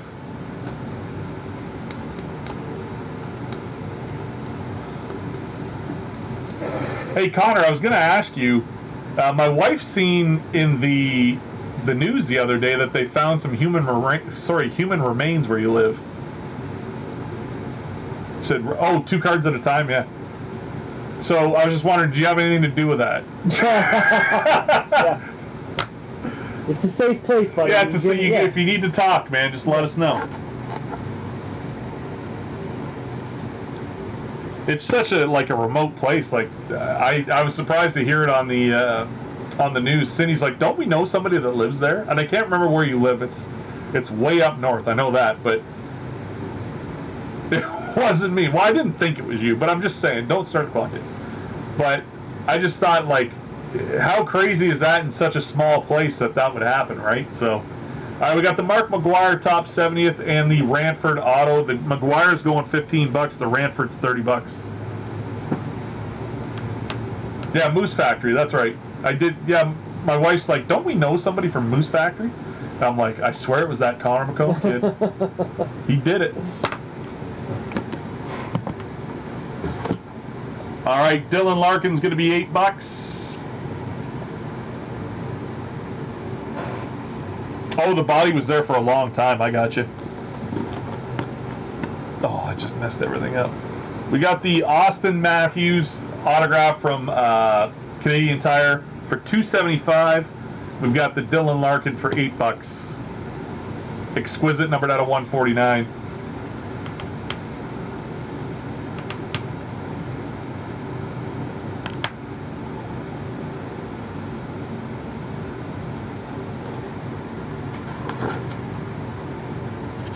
All right, Nathan McKinnon orange parallel from O-Pee-Chee Platinum Retro for $40, and Willie Nylander rookie jersey for $30.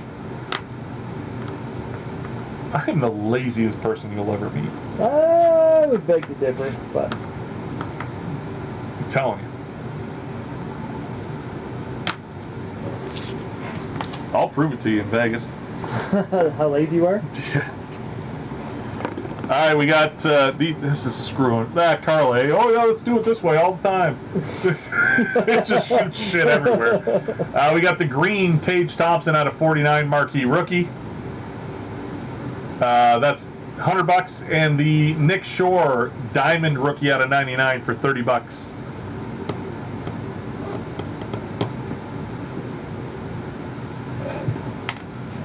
That Carla, man, I don't know if I don't like her. She's an alright. She was supposed to make us ham salad sandwiches. Yeah, ham sandwiches. You bitch. We've been sitting here hungry all night eating these poor man oranges. Orange peels. Orange peels, We're yeah. eating the orange peels. All right, we got 2 more left. The Jonathan Taves out of 10 auto going for $175, or the Derek Jeter short print jersey card from Artifacts for $35. I do have a couple cards I'm going to throw up right at the end here as special edition. Got some really cool Fergie. What, Carla? Yeah, she's looking for a phone. Got some really cool Fergie Jenkins cards in today. So we got this Topps certified autograph from Topps Finest, Fergie Jenkins, for $50. On-card signature of Fergie. Hundo P. Finest Moments autograph. Cool. That's the one you said you liked. I like that one. It's nice. Brandon picked it. Like, Blame him. Look at how it's nice and smooth on the left. Oh, yeah. It gets all granular on the right. Oh yeah. I like it. $50 on the Fergie. Hundo P. Kids in the future be like it was Ferguson, like Ferguson Jenkins. Now he's Fergie. Kids in the future be like, hey Fer. Yeah, Fer. You know Fergin, right? Fergin. Fiji. Yeah, the guy that pitched for the Seas. Fiji. Yeah. Fergie, you know, from Cha. Cha. Cha on.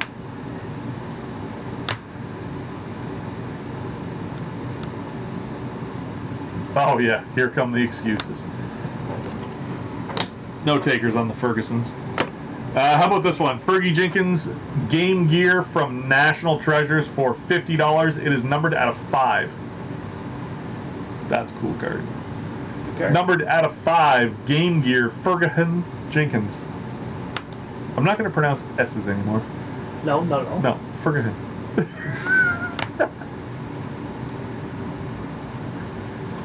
$6. Anybody want to throw into the tip jar? Babe. I got you, babe. You got to start. I don't know the song. Bring up the words. I can sing it if I got the words in front of me. I know the melody. I know the melody. I just don't remember the words. They say our love won't last. Something, but you took it in the end. I'm pretty sure That is what it goes by. Not the lyrics. That's how it goes. I'm leaving that tip jar out. Here we go. I got it. So do you want to do Sonny Bono or you want to do Cher? There's $6 riding on this. This is both of us, right? Yeah. They say we're young. No, shit. Hey, you only do one at a... No. First one, Bono and Cher. Together. Oh, I'm not singing with you. I can't harmonize with you. You're not at my skill level. I am way beyond your skill level. I've shut it down. Are we shutting it down? Shutting it down. No Sonny and Cher tonight. You ruined it. So, are we going to get ham salad sandwiches for next week's show? Like, people need to know.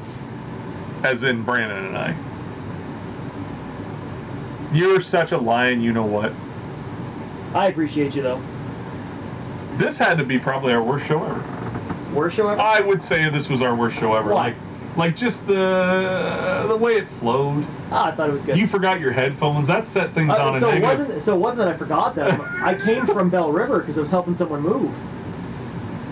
Yeah, what I'm saying though is like, I'm pretty sure like once you forgot your headphones, this set this on a negative course from start to finish. Not even close.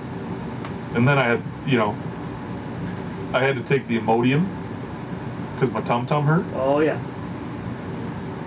Rough day.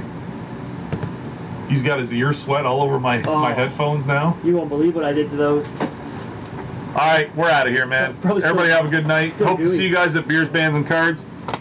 If you need tickets, let me know. I do have them here. If you're thinking about going, just let me know so I can save tickets for you if you need, because I sold more tickets in the store today.